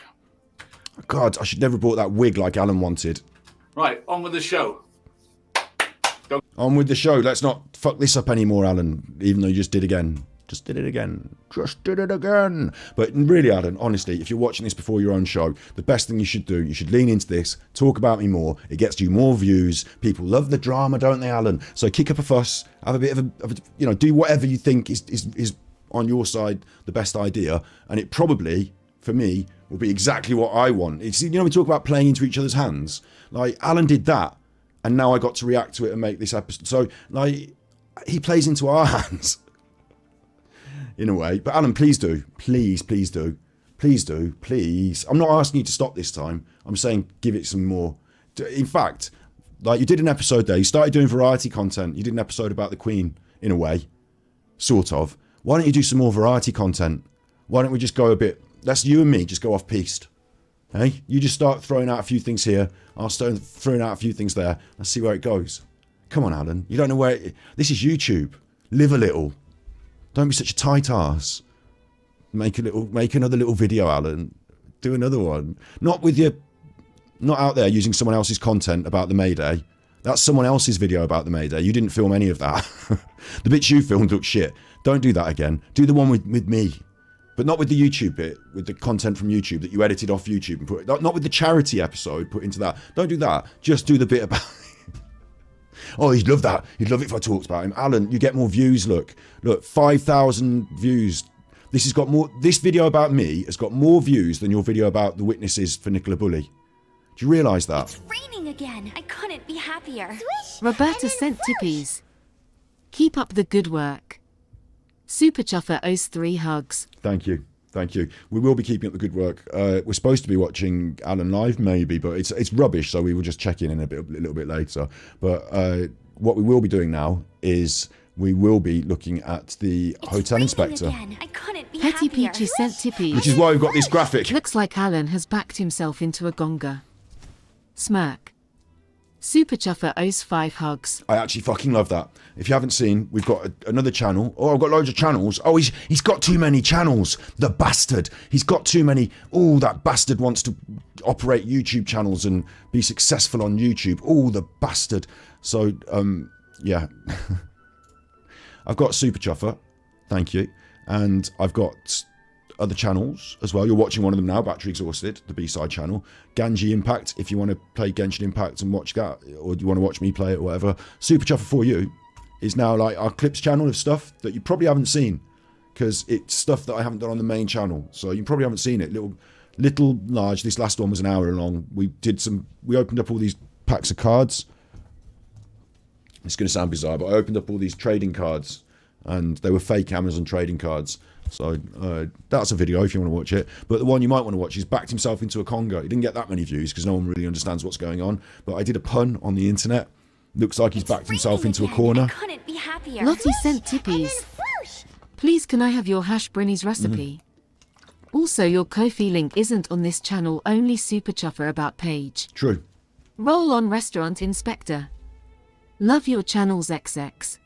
True. Super Chuffer owes 3 hugs. Like, this B-side channel has never been about me trying to make money on the internet. This B-side channel has just been about I need somewhere to do stuff that doesn't fit on the rest of the content wheel.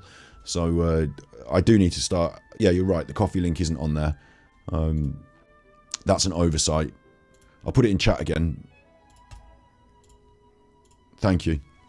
I'll have to address that. I will. If people want to give me money, I shouldn't be like, no, I'm just too good for the money. No, thank you for the money. I really appreciate it. And I wanted to say, backed himself into a Congo was look, let's just get this straight. What you said was good. Backed himself into it. Angry Alan Malta 2020-23. We're the crew. We're the crew. Right. Mainframe's going off, and I prepared another window for this Restaurant Inspector. It's been promised. I've been telling you we're doing it. And we've only got 11 minutes of it. Oh, what? What? Why haven't you got all of it? I don't know. I've been looking for it today. It was a Channel 5 production. If anyone can find, this is season 2, episode 6 of the Restaurant Inspector. If anyone can find it, I would love to see the whole thing. But today we've got 11 minutes, and I think that will be enough for joys and laughs. And it's what we've got. So just enjoy it. All right, that's what Alan will be saying in his restaurant experience, I think. So let's see. Director of one of the world's most exclusive restaurants, the Ivy, and with over 30 years' experience in the business, he's advised top London establishments. It's a Jack the Lad, there he is. father and son team. There he is. I don't really want to get his son involved. You know, I don't really want to be like ripping on his son. But this is what's on the programme. I didn't do it. So there he is, Alan, outside the Nook and Harbour. And his son is a grown man as well. So, like, you know, it's up to him what he does with his life, isn't it, I suppose. But this is the Restaurant Inspector. Remember, this is the restaurant and the business that Alan did the tax fraud and was disqualified from owning a business for 6 years. So there's that we know was a culmination of it. I think it closed down. But at the time, they were trying to, you know, give it a bit of zhuzh. So they've invited a bit of a Gordon Ramsay sort of effort. The bloke from the posh restaurant is going to come and help them with their restaurant. My first take on it is fix the fucking sign. Like, immediately. If these letters are going to fall off, remove all of them and just get a very simple painted or you know, printed sign and get it up there. Very simple. You don't need all that. It doesn't need to be like, just make it simple and get it up there so it doesn't make you look shit from the outside. Because if someone's walking up to your restaurant and they see this, they'll think, if they can't be asked with the sign, what are they doing with my dinner? And a floundering restaurant by the sea. You're serving crap food. Oh, Alan. And you're actually having a laugh. But is owner Alan capable of salvaging the business? Did you tell the chef? No. This is Luke's decision. That wasn't his decision.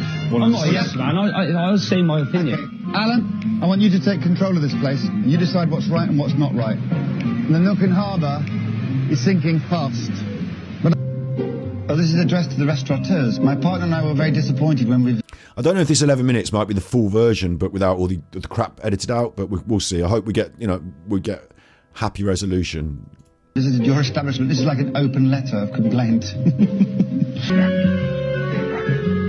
Weston Super Mare, the traditional seaside town in North Somerset. Doxing himself a little bit, isn't he, by being on the telly? But yeah, carry on. Home to 70,000 people, an iconic pier, and the Nook and Harbour, run by Alan Vinnicombe. The former professional poker player took over the lease 6 months ago. Former professional poker player took over the lease. So here's your first business mistake. You're leasing a restaurant. And that's your first business mistake. Like, and your second one is you're a professional poker player, so you don't know anything about restaurants, my guess. What I would suggest is work in a restaurant first. That's your first top. If you're anyone who thinks they should open a restaurant, and I've worked, let me be straight, I've worked in a few places where people have got a bit of money and they've opened a business, but they've never worked in that field. Narc Slayer sent tippies. Can I be in the Wigman gang, please? Big loves Chuffer Red Heart Hash. The wig's coming out for you. 3 hugs. Narc Slayer's requested the Wigman gang. The wig's coming out for this restaurant inspector section. The cat's meowing now, big time. Come on, will I try and pick you up and you run away? The wig fell off. I got a problem with the wig, Shakima. If you want to come up, you can come up. But I got the wig. I've got. How do you explain that to a cat? Oh, there you are. Yeah, give me some love. I'll just give you a cuddle. Yeah, Alan made his first fatal error of going into a business without knowing anything about the business, which is a huge flag for narcissism, isn't it? He thinks he knows better than everyone else. He's eaten enough dinners, so he should be able to run a restaurant. Having never worked as a chef, having never worked as a waiter, having never worked... I don't know what his history is, but you know what I mean? Where's his... A professional poker player I am, so I should put the money into a restaurant because I like dinner. And persuaded his son, Luke, to join him. And that's savage. This they've edited something out there. This happened in Gordon Ramsay's a lot. Is where one of the parents would force one of the children to do what they wanted, and maybe it is Luke's dream. I don't know, but it's savage if Alan is using his children to facilitate his own egotistical trips. Luke's beginning to wonder if it might have something to do with them.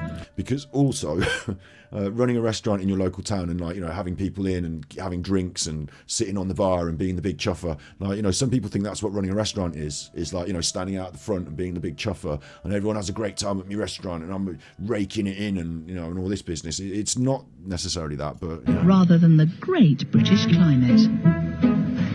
I keep blaming the weather. I'm not sure if it is the weather. Maybe it's our food, the quality of our food as well. Obviously, we had only one table in yesterday, and we managed to mess that up as well. I'm not keen. I'd go as far as say I would probably send that back. Sorry, everything okay with starting? The soup, I'm not keen. Not keen? No. Oh. Sorry. Oh no. I'm sorry. You can't do that. Oh God, Alan's got no people skills in this situation, has he? He's got doesn't know what the first thing to do. And he's certainly not going to be arrogant enough to argue back with the customers, is he? It also occurs to me that if you're sitting in a restaurant and nothing is happening, you've got one... I don't know if people understand this about business, right? I used to run a business myself where you could have quiet days in the hairdressers where no one would turn up, and it's not beneficial to sit there in the shop just waiting for people to turn up. That's not how you run a business. But I need to be there in case someone wants to come in for a walk-in. Yeah, but if you're having a really slow day and no one's walking in, it's you need to think. I need to get people to come in. I need to go out and do something to make them come in. And it's not literally walking around the street saying, do you want your haircut? Although that would be better than nothing. But I used to get flyers printed up and go and take them around houses, put them indoors. I used to have little advertising boards that I'd strap to a bike and park up the bike somewhere. I'd be out doing something to make more people come in my shop. Or if it was something to do with my salon, and let's be fair, most businesses have quiet days and busy days, but if there was something wrong and people weren't coming consistently... Sarah sent tippies. Super Chuffer owes 3 hugs. Thank you, Sarah. It's raining again. I couldn't be happier. Curious Cat sent tippies. Have tweeted you a link to the full version Lizzie posted in her No Hate FB group. Big up all the M.I.M.P.S gang stalkers. I think did you post it? Super Chuffer owes 3 hugs. Did you post it 2 days ago? Because that's what I'm watching now. It was 11 minutes long, so this must be the full version that she posted. Unless there's a different one. I'm assuming that's what this is, the 11 minutes, because that's what I'm watching now. But I didn't want to sort of expose that too much, unless because I don't know. I'm just being chill. I'm not but big ups Lizzie Hardy Ho Taylor, of course, for all the good work she does behind the scenes. I guess you sent me part 2, right? Oh, right. Okay. When you say sent it me, do you mean in my inbox of my email? Let's play this. Don't worry. She's not happy with the soup, and he goes, "Oh, I'm sorry about that," and shrugs his shoulders and walks off. That's rubbish. Alan for Maine Elaine braves the seafood platter. Lovely, thank you. It's like scampi and chips with a bit of salmon on the top. Yeah. While Sally goes American with Central Park chicken. This is about the standard of a ready meal. Here are two guys who know they're serving mediocre food. Arnold Schwarzenegger. Don't like it, don't like it. What can we do? It's, we know it's crap. Things go from bad to worse with pudding. I think Elaine... So I know that what Alan's going to do here is be like, I was just making this point about the business. If there's something wrong with your business, of course you need to look inside as well. Am I cutting hair correctly? Am I doing the dinners properly? I'm taking the wig off for a minute. Am I doing dinners? Am I doing things properly? Am I doing this right? And ultimately, with me and cutting hair, I just needed more customers to come in. If things weren't going well, then they wouldn't come back. And the ones that were coming back were telling me that they were happy. So you can't make everyone happy. I get that, but I was like, at the start, I just need a lot more customers to come in.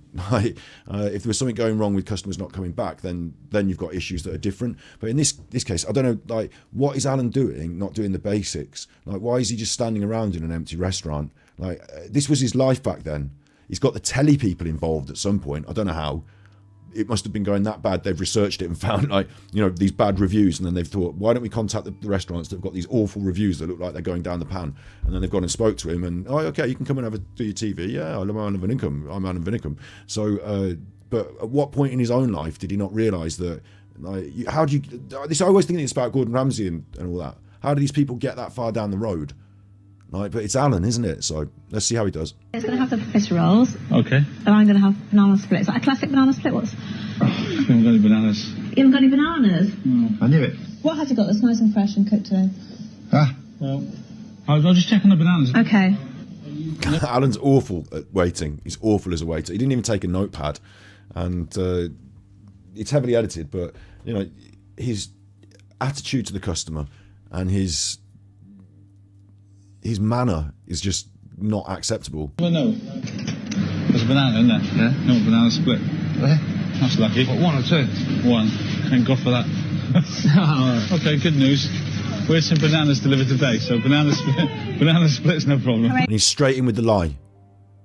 We had some bananas delivered today. I mean, I can't see in the fridge, but he said he had the bananas in there, and he was like, one. It feels like they've not been delivered today, doesn't it? It feels like they're still in the fridge from a while ago. For the bananas, banana split it is then. Thank you very much.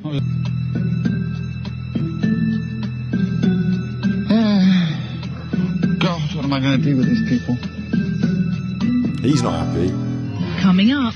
I mean, that's his first impression. This is before Alan was on the YouTube scene, isn't it? So that's his first impressions of Alan in his prime. Alan's been a professional poker player. He's opened a restaurant. This is Alan in his prime before he goes completely bankrupt and gets convicted of tax fraud or whatever the thing was. Sorry if I don't know the exact terminology, but if you look it up, yeah. Should I just quickly?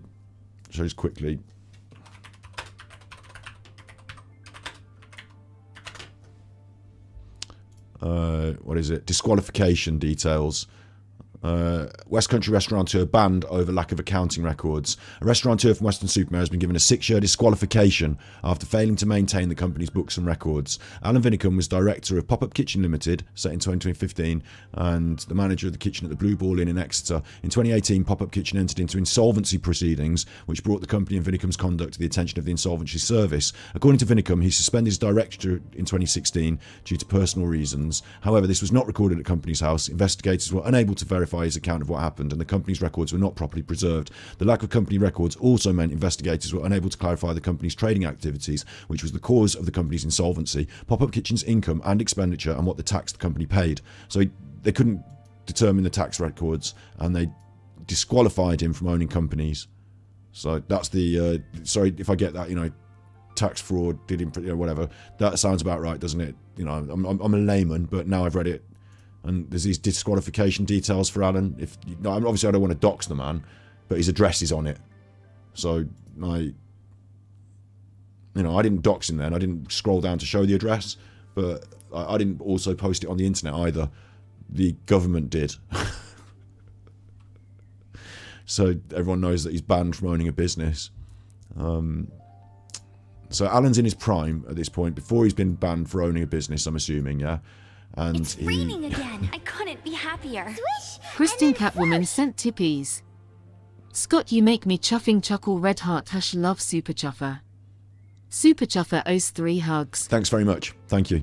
Thank you. I really appreciate it. Alan's due to go live in a minute. We'll watch this though instead because it's better, and then we'll catch up with what foolishness he's been saying as well. Fernando discovers the food is But like I say, you know, this is before the fall. This is the pride before the fall. And this is the moment of the fall, I assume, when this business itself goes under and, you know, further businesses become problematic. Like, Alan at this point, whatever he's done in his life, whatever successes he's had, it's never going to get any better than this. And this man's about to tell him that it's shit. worse than he imagined. This is disgusting. This is salmon that has been tortured to death. But it's not just the cuisine that's the problem. You don't give a hoot about your customers. And you're actually having a laugh. Last night, Fernando Pere spied on the restaurateurs in action and was decidedly unimpressed by what he saw. So the only customers they got were the 2 they sent in as fake diners, weren't they? What I witnessed last night was really 2 guys having a go with smoke and mirrors to see what they could get away with. But I think they've been caught out. Exactly. That's what we say about him now. Is he's all smoke and mirrors and he's just having a go to see what he can get away with. That's what he's about now. Alan's never got better than tinned peas. Alan is the internet equivalent content of some tinned peas. You go in a restaurant and you're like, this tastes like it was microwaved. You know, that's Alan. Alan is Gordon Ramsay going mad and saying, how can you fail a restaurant when you're on the seafront? That's Alan. Alan is failure in the face of success. Unbelievable. Unbelievable. You don't give a hoot about your customers. Right now. Serving them this... Well, of course. You're serving them crap food. And...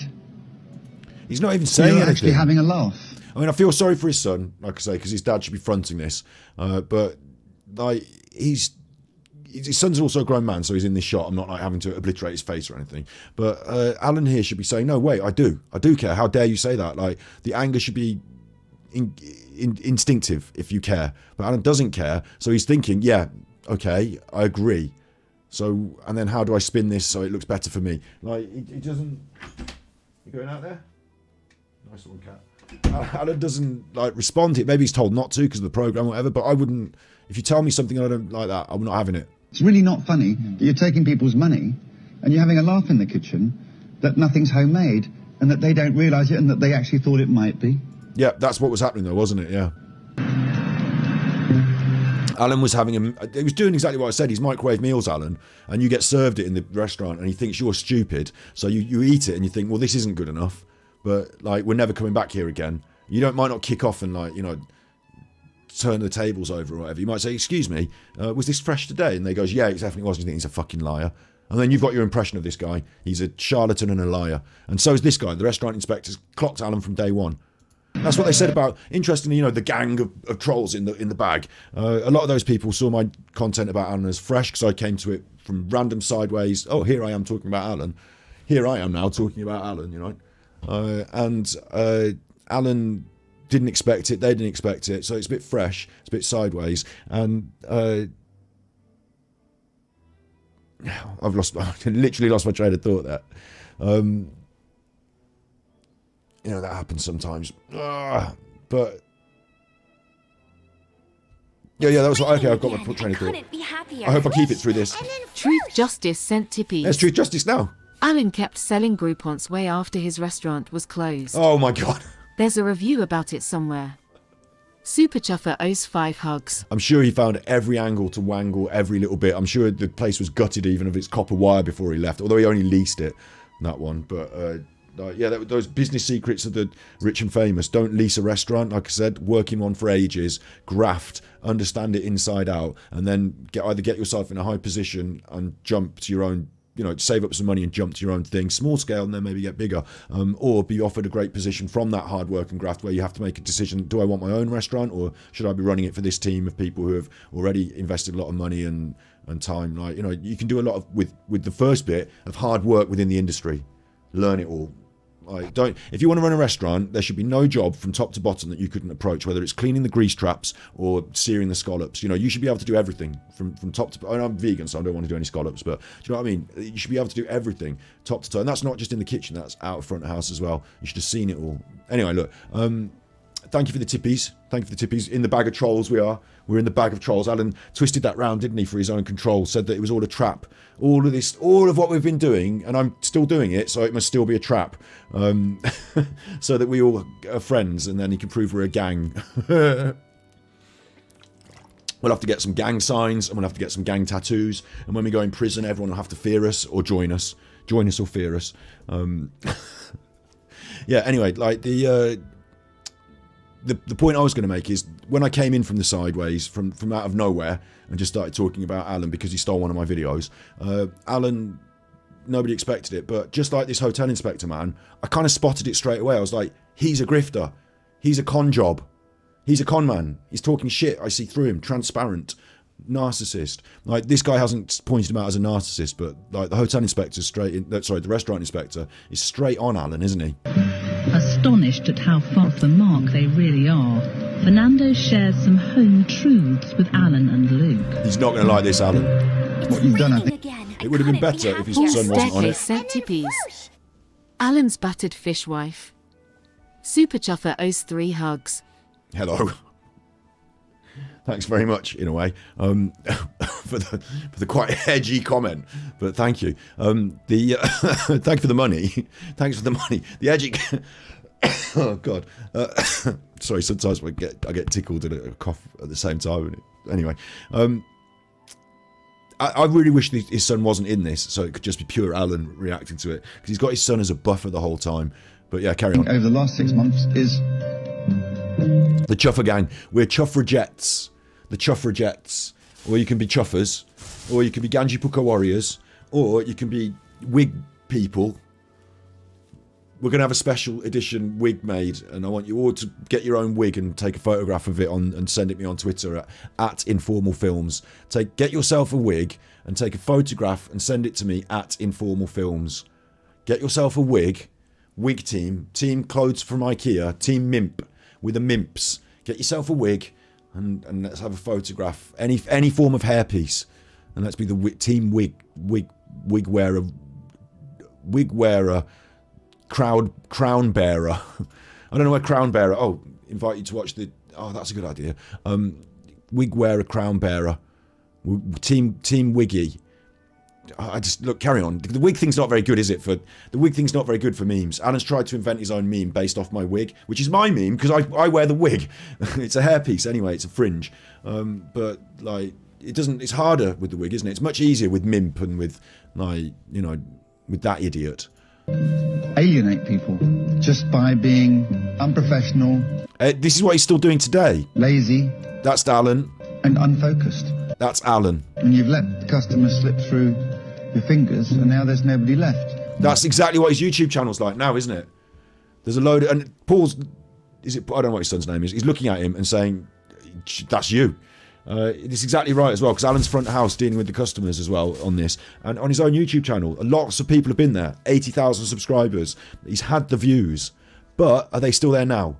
How many people are still in his chat tonight? How many people stick around? Oh, people might discover, and people might watch a few Nicola Bulley videos, and he might be able to ring that out for like the £5, the £20, the £50 a video that he might get. Dirty. But what really has happened, you can see from his numbers, is that people have looked and they've thought, oh, this isn't that good, and they've left. I don't think I've ever come across a place that hasn't got a concept and hasn't even got a chef. We've got a bit of cockiness, but we haven't got real confidence. That's exactly Alan. You call me lazy when I'm doing 120 hours a week. Oh, there we go. Deflect it, reject it, deny it. He's called me lazy. I'm doing 120 hours a week. I vacuum this place every day. Yeah, but when the people wanted you to get them something from the kitchen, you were like, yeah, I'll just see, maybe. You know, whatever it is. Do you know what I mean? Lazy and application in the right way. Doing 120 hours a week of what? Sitting at the bar and just reading the paper. Like, how do you know this 120 hours goes in? Alan's just told you. It's just such a load of bullshit. I challenge anyone to do 120 hours a week in a business and to have it just fucking falling apart at the seams. Like, come on. 120 hours But sitting there waiting for people to come through the door. in his absence, something's gone amiss at the Nook and Harbour. Oh my God. Oh, the signs got worse. It's like 40 Towers, isn't it? Where every time you come back, the name says something different. This time we lose a letter every time I come back. So now it's the New and Hub. Oh dear. Maybe they're doing it deliberately to wind me up. Have you ordered that? As service draws to a close, the restaurant inspector... Look at him. Look at him. Somebody likes his dinners at his own restaurant, doesn't he? Blocking the waitress in with the old arm. Imagine if you're one of the waitresses that worked for Alan. I mean, imagine how horrible this situation would be to be penned into the corner by Alan with his big arm. The ham hock up on the... There it is. Yeah, I got the belly out anyway, ain't I? And I'm talking to the waitresses in the corner, and I run the restaurant. Inspectors left disappointed at Alan's poor leadership. The size of the place as well. This is another aspect I just don't understand with this. I can't get my head around. As service draws to a close, the restaurant inspectors left... And Alan's... Right, okay, there's two things here. One, Alan's not even dealing... Like, why would you be doing that on camera whilst the restaurant inspector's there? And why would you not be stuck to the restaurant inspector at all times saying, can I get you anything? What do you think about? How can you help? Like, or like, is he ignoring the man and the camera crew? And he's just flirting with the waitress himself? Like, it's just bizarre. And then number two, look at the size of the place. Look at the size of the place. Like, the upkeep on that. If you're going to walk into a restaurant day one, never having really got much... this is my new business. Do you think that a vast... ginormous, like, you don't know what you're doing, and you've decided to go for the biggest. Jane and Katie sent tippies. My daughters are proud members of the Chuffragettes. We love your streams. Super Chuffer owes 3 hugs. Thanks very much, and it managed to say Chuffragettes, so thank you very much, Jane and Katie. Chuffragettes and Chuffragees. Disappointed at Alan's poor leadership skills. Alan, he's got poor leadership skills now. This man is telling him. Just crap work, that's all. Okay. And this man runs the Ivy in London, so you can't say, oh, well, he's got it wrong. Like, he's just told him it's crap. If you'd gone into the kitchen and explained to the chef, this is what we're doing, we wouldn't have had a problem. But you didn't, and the staff didn't... Today's performance has pushed Fernando to the end of his tether. This was the last series of Restaurant Inspector, and I like to think that because of Alan, the man said, I don't want to do any more of this. I'd rather just go back to my normal job working in a restaurant. I don't want to have to meet any more Alans. I'm trying to make Alan realise the enormity of what...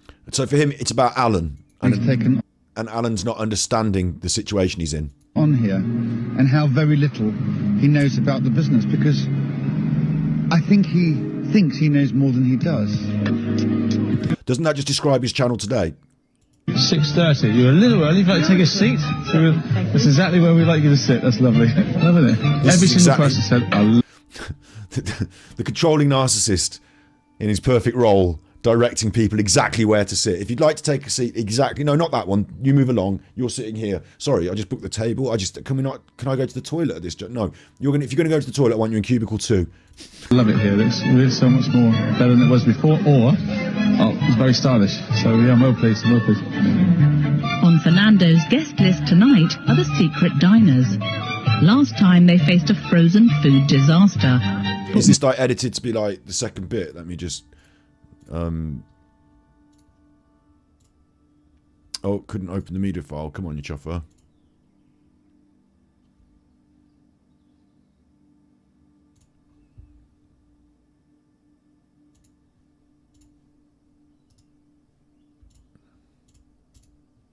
I just want to check part 2 that I've been sent to see what happens and see whether we get to this bit where all these people are in and having a good time.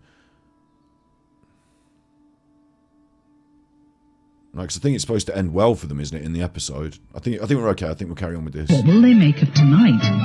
Lovely. Yeah, she's really good flavour. So this is homemade, the chicken terrine. Homemade. Homemade. Yeah. Lovely. Yeah, it's really flavoursome. Good. Congratulations. Thank you.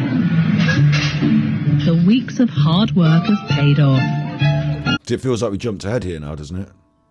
And getting the feedback from the customers and the staff. See the staff. Yeah, it feels like we jumped ahead. So now maybe we watch... Oh, look. gone bust at the end. 300 goop. I couldn't be happier. This gets bad. Slinky Socks sent tippies. You can't tell a narc cause he knows best XXX. Yeah. Super Chuffer owes 3 hugs. 100 that. Excuse me, 100 that. 100 that. What about this? This is part 2 that I've been sent. So let's jump in here, because I think that other bit is edited funny and it jumps to the end. But so I've got Arnold Schwarzenegger. He's sourced scenic paintings by a local artist to add a splash of colour to the walls. So this guy's going to basically transform. I feel bad about this. You know, this annoys me. This is what the people do for Alan. This is what the narcissist has managed to. Even though he's displayed all these, like, frankly, like, he's a human being who's displayed all these horrible qualities, shown no contrition, and like, he's at this point, he's in his prime. Like, why does not Alan not have to be nice to people? Why does Alan not have to give them nice food at his restaurant? Why does Alan not have to be not lazy and not care? Like, why is it okay for him? And now they'll transform his restaurant for him. So, like, this is what this is the bit in his streams where people give him money. With the shop floor taking shape, Fernando moves on to the new menu. And this is where somebody else does some content and Alan just takes it. You know, somebody else made me a menu, I'll have that, thank you. Like, if people aren't making it for me, I'll just take it from somebody else's, like, whether it be a YouTube video that I like the look of the footage about the obios or whatever, I'll put that in my video. Whether it'll be, you know, a YouTube video about, like, a YouTube video about a charity campaign about bullying, I'll take that and have that in my video. Or, like, Alan just, this is the bit in his content where he just takes things and now they're his. Good to have so many starters. Looks like there's too many main courses. Seasonal soup du jour. Who's the French person in this business here? Can you? We're going to send you to French school. Soup du jour. D-E-U. D-E-U. Yeah. And also, too many classic French terms that are very specific, like escabeche of smoked mackerel. Does it need to be called escabeche? Because underneath it says marinated fillet of smoked mackerel. Could you just put marinated, couldn't you? Yeah, you could. Yeah, because we don't want to be talking over the head of everybody. And you've got Exactly. I actually really like this guy, the inspector, because he comes from the Ivy in London, but that's exactly right. We do that on this stream as well. Sometimes I use elaborate words, but it's really important. I've talked about it before about plain English. If you want someone to understand someone, don't dance around for an hour about it. Try and say it in as few words, in as clear words as possible. Some people sometimes think I'm rude because I will just say what let's get to the point here. And so it's the same with this sort of stuff. Too many frills, trying to pretend that you're too pretentious and posh and too expensive and clever. Like, and Alan's just, yeah. Also, Lottie, you're completely right. Alan's got a problem with this because he's because of his dyslexia. So maybe he could be off the hook for this particular grievance with the menu. But he still does that now, doesn't he? With his writing, with his stuff. You know, he tries to become too highbrow, and he can't carry it because he hasn't got any of that eloquence or linguistic knowledge. So instead, he just comes across like an idiot. So it's similar, but I'm saying don't try and dress things. All of us suffer with this. You know, trying to dress things up with clever words, but in actual fact, if you want to be understood, say it like it is. You know. Kurt and Lisa sent tippies. At least his art wasn't hanging in the restaurant, would have gagged me, Chuffer. Super Chuffer owes 3 hugs. Could you imagine? And his pieces are only about this big as well. They're not big, they're only small. Like, they look big on the internet, but they're only small. Could you imagine his art around a restaurant? You'd walk in, you'd sit down, and you'd look at you'd be looking at the menu and talking about the food. And after a little while, you'd catch your eye, and you'd be like, "What?" And after a small while, before the food had arrived, you'd have made the decision to leave. So they'd come to your table with the food, and you'd be gone, and they'd be like, "What? This has happened again, Alan. It's happened again." They've ordered and left. entice them in with stuff that they're going to recognise. Yeah. Otherwise, they're going to look at your menu on the outside and think, oh, it's not for us to display. How does he not understand this basics 101? Have your customers want to come in because there's things that they want from your, like, don't confuse and bamboozle them. It doesn't work with, see, the thing is, it doesn't work with a restaurant, does it? Because you can't blag your way on the menu. Like, the menu for him is a blag. Try and convince them it's something it's not. Try and convince them it's special when it's not. It's a blag. So that's not good. But the internet, it can work, can't it? Because there's never has to feed the food. He never has to give them the meal. He's always on blagging. Like, you've always got the next menu and the next concept. And like with his video last week was saying about this altercation that was actually an encounter, but then didn't happen. And now this week that's been written off. And that was last week's special. So this week there's a new special. Just look at the menu again, you idiot. Like, Alan can do the bullshittery, but he can't do the follow through. and have any substance. Too posh or too... Yeah, Can't read it. Fine line, isn't it? it is a fine line. Yeah. But look, And he was like a little boy there, too posh in it, can't read it. Like, and he feels like he's literally, his body language is like backed into a corner, backed into a conga. He's having to, there's cameras on him and all this, he's having to agree because they're painting his restaurant. and think, oh, it's not for us, this place. Too posh or too... Yeah, Can't read it. Fine line, isn't it? it is a fine line. Yeah. But look, I'm really happy with the quality. That's the most important thing. Yeah, we want quality. We want. So they've got him a better chef in. They've sorted out his, like, because in this shot. Sorry, I need to just quickly change the, so you can see it a bit better. There is a chef in this shot as well. Look, like he's actually got them a chef. So like he's helped them out there as well. Integrity. Change the name. Last done the on whole his thing. list, the all-important table layout. My suspicion is that what you're going to have most of If this is a bit jerky, it's because it's a very old recording. It's not because my stream is jerky, like Alan's. is tables of two. I used to have that problem, but I fixed it. So what you want to do here is get as many twos in as possible into your prime space with the views. Like, how obvious is this, Alan? It's like you've gone into a restaurant with no idea what the fuck you're doing. Just going to play for a second. Yeah. Oh, here it is. Oh. The guys had to move all of your tables around. And you're stood and just letting him lift them. That's different. We're both facing that way, isn't it? That's something we've not done before. We've always gone, oh, 2 chairs, one there, like that. Yeah, because you're an idiot and you don't know what you're doing. You're right, yeah, you're right. That's the triangle. Like, do you not know that? You don't know about the triangle because you're not trying to communicate. You're not trying to communicate. If you create a triangle, 2 people and an object. So if you're sitting head to head on the table, head to head, like mastermind, head to head, then you're going to be in a confrontation line. So you're just going to have confrontation. But if you make a triangle between you and like you, the other person, and something else, then there's this outward space, that's something else that you can turn to all the time. And it gives you this freedom and it makes you feel that you're not at loggerheads. And interestingly, if you're at a bigger table, it's the people that sit diagonally to you that you will feel you get along with best. Not the people who are next to you, because you can't turn your head like that and talk to them all the time. And not the people who are opposite you, because it's that confrontation line. But the people diagonal to you are the ones that you have more free and easy conversation with. So that's a little bit of psychology body language if you want to create an easy line of conversation or even confrontation with people, depending on how you use it. So with me in my waiting room, in my hairdressers, I would like to create, like when I'm talking to people about the hair, it was me, the person, and the pinboard with the hair stuff.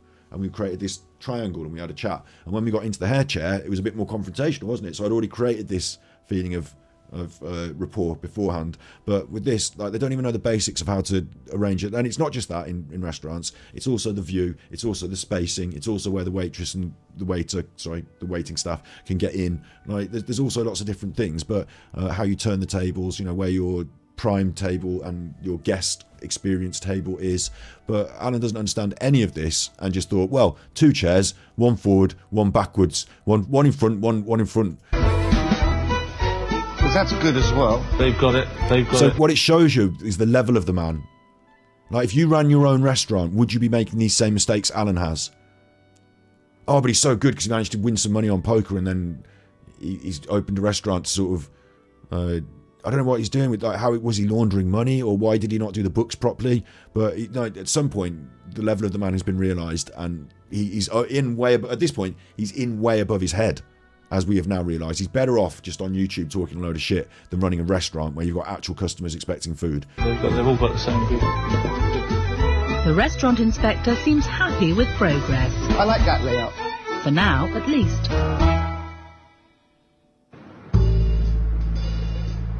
The day of the relaunch is finally here, and Fernando's back to make his final Do you know what? This is going to sound ridiculous, but I don't know what Fernando's done, and I don't know how they've discussed it with Alan, but I'm looking at that place as a vegan even, like as a vegan, and just being like, why isn't it just a great big fish and chip shop with like the world's best fish and chips on the seafront? Like, why isn't it a fish and chip restaurant with a flair? Like Harry Ramsden's does really well, doesn't it? Like, you're on the seafront, you've got like the most popular food in the area is probably like, what do they sell more of in that area than any other kind of food? Fish and chips, I'm guessing. My guess, I don't know. Like, you don't have to be pretentious about it. Like, it can still be good food. I don't eat fish, so I would do vegan options, wouldn't I? Like, my thing would be to try and do vegan, but the restaurant market on the beachfront is probably not the best place for the vegan. I don't know, but like, you could like this, like you need to pack people in. It's a big space. So doing like arty-farty food might not, like, it doesn't matter if you like arty-farty food. I like it, but like what the fuck? Sex. But he's in for a shock. Somebody's moved the furniture. Yeah. They've moved it. Unbelievable. I would want to pick it up and smash it over, Alan. I've come all the way from London. I've given you all the advice that the industry has taught me over years and years and years. I'm better off in my position at the Ivy, making things better at the Ivy, than I am here, wasting my time with you. Because I've told you, and you've put it back the wrong way.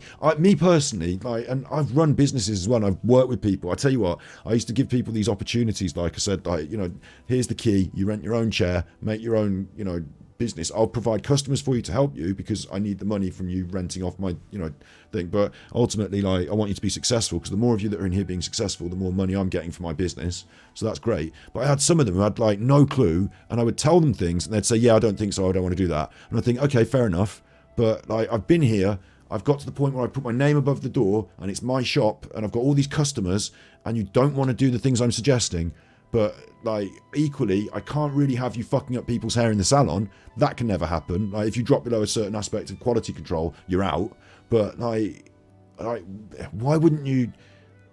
Is it not? I used to print the flyers for them, and like, you know, that's part of the deal. I'll print you the flyers if you want. Like, get you going, and like, you wouldn't go out and hand them out. Like, that doesn't seem. Why the? Me? What did you think? No, between us, all we were looking last night. I had a lot of good people. If anyone's watching and they think, oh, I worked at Scott's place, he's not talking about me. No, I had a lot of good people. They were all lovely. There was only one or two, and they weren't there for long. Mm-hmm. I know you did it off the cuff. Yeah. You went. Yeah. I just thought there wasn't much thought went into it.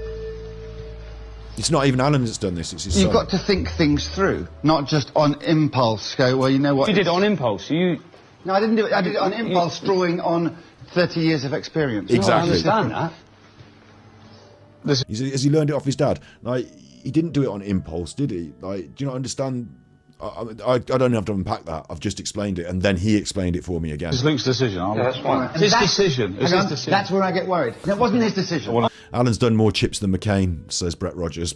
I'm not a yes man. I was saying my opinion. Okay, if I think let me say this. Let me say something else as well, which is very, very, very, very important, I think. I don't think you can have two bosses. No, yeah, but I agree with that, but the problem we've got is that the one was in the kitchen, weren't they? And now they've been usurped. They're no longer in the kitchen. So are they out? Or is Alan irrelevant? And Alan here at this juncture, like when he said you can't have two bosses, Alan's like thinking, well, like, who's like, am I vulnerable here? Like, I'm sure Alan is now going to have to throw, I'm not just guessing, is he not going to have to throw his own son under the bus here? Or what's going to happen? I think there really has to be one boss in this restaurant, and it should be you, Alan. Luke is your son, and you allow him to make decisions about his life, but you also allow him to make decisions about your shared life, which is this restaurant. Yeah, true. It's like I can't treat him as an employee, because he can answer me back quite easily as a son, father to son thing. If I wasn't here, what would it be run like?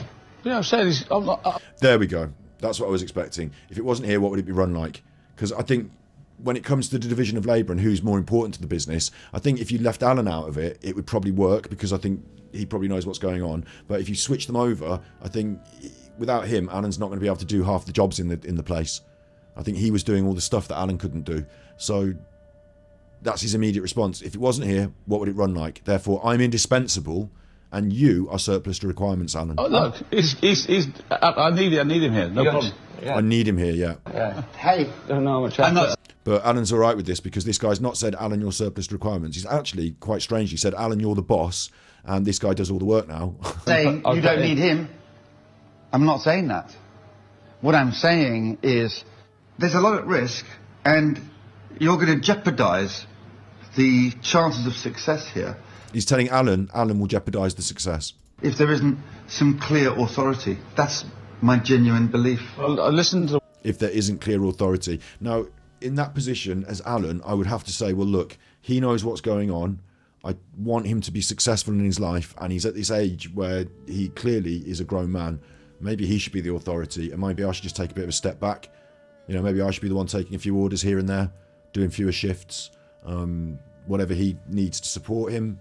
Maybe working behind the scenes to, you know, source stock or this or that, but like let's let put the authority on him and let him like flourish. You know, that's what I would probably say. What Luke said about the tables, and he was a strong view on it. I didn't have a strong view either way. What I would rather is that the way you present it is to say, we had a meeting about it.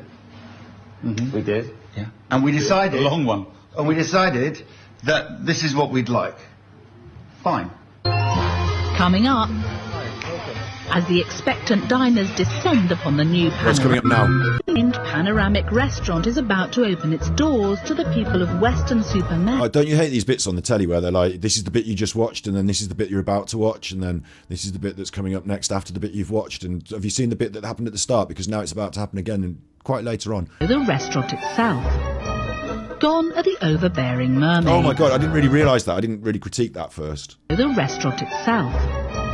Gone are... This was a choice. Didn't see that really first. This was a choice. I want the big plaster bust of a... Well, bust really, isn't it? The overbearing mermaids. The masculine bar has been enhanced with soft furnishings. And the dark dining area has become warm and inviting. Feels like my restaurant now. Well, mine... Oh my god.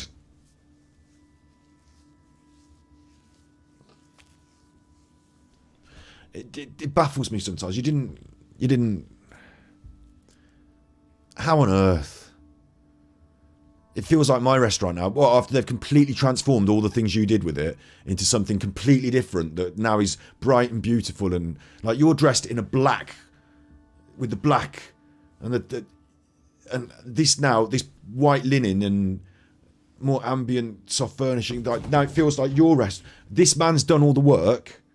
They're all his ideas, and now it feels like your restaurant. This is Alan and his content. It's a real... This whole restaurant inspector thing is a beautiful allegory for how Alan does what he's doing now.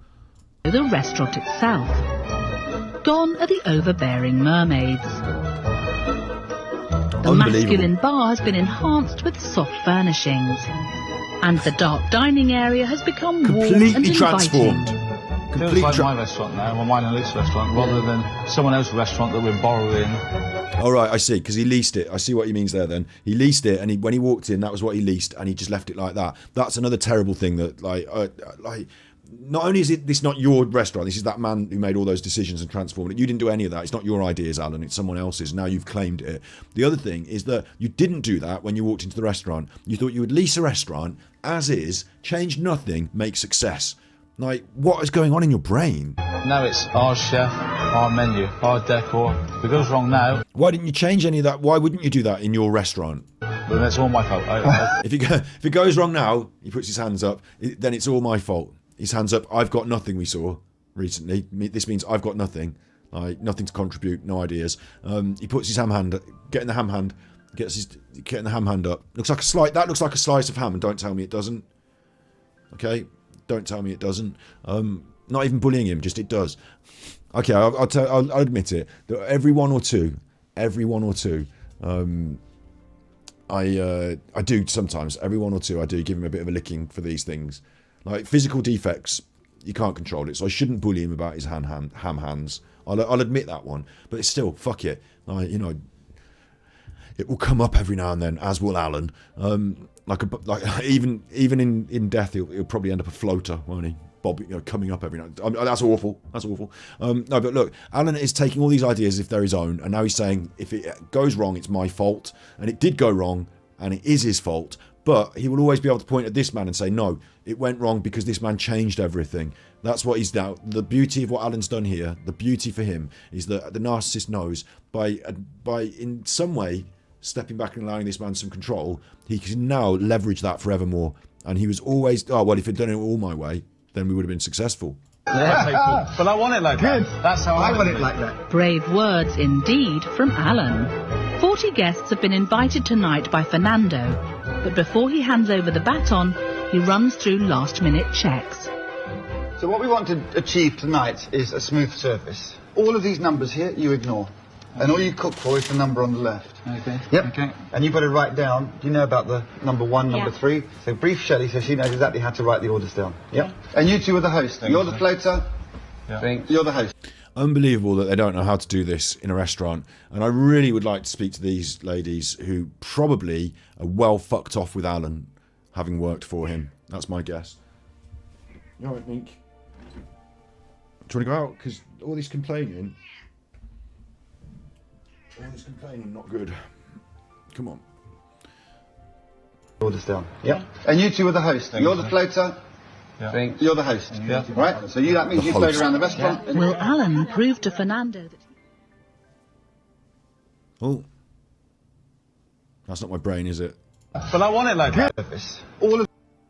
It's gone quiet on this. It's gone quiet. You can actually see we're open? Yeah. Do you know what? That's a big plus for us. 6:30. You're a little early. If you'd like to take a seat. Oh my God! How dare you? 6:30. You're a little early. Like, how dare you say to these people like you're a little? Like, it's a weird thing. It's like almost an accusation. You're not here on time. You're a bit early. Like if someone turned up an hour early, I would say to them, "You are early for your appointment."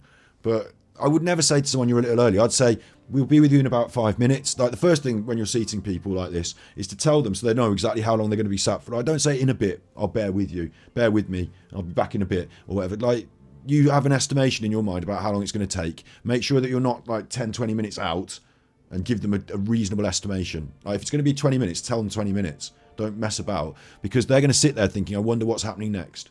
So don't be like, you're early, sit down over there though, because your table's not ready because it's your fault for not being here when you said you'd be.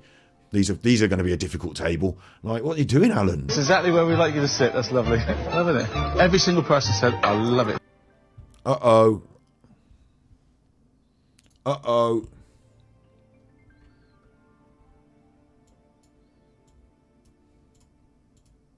Okay, now what? How long is it temporary?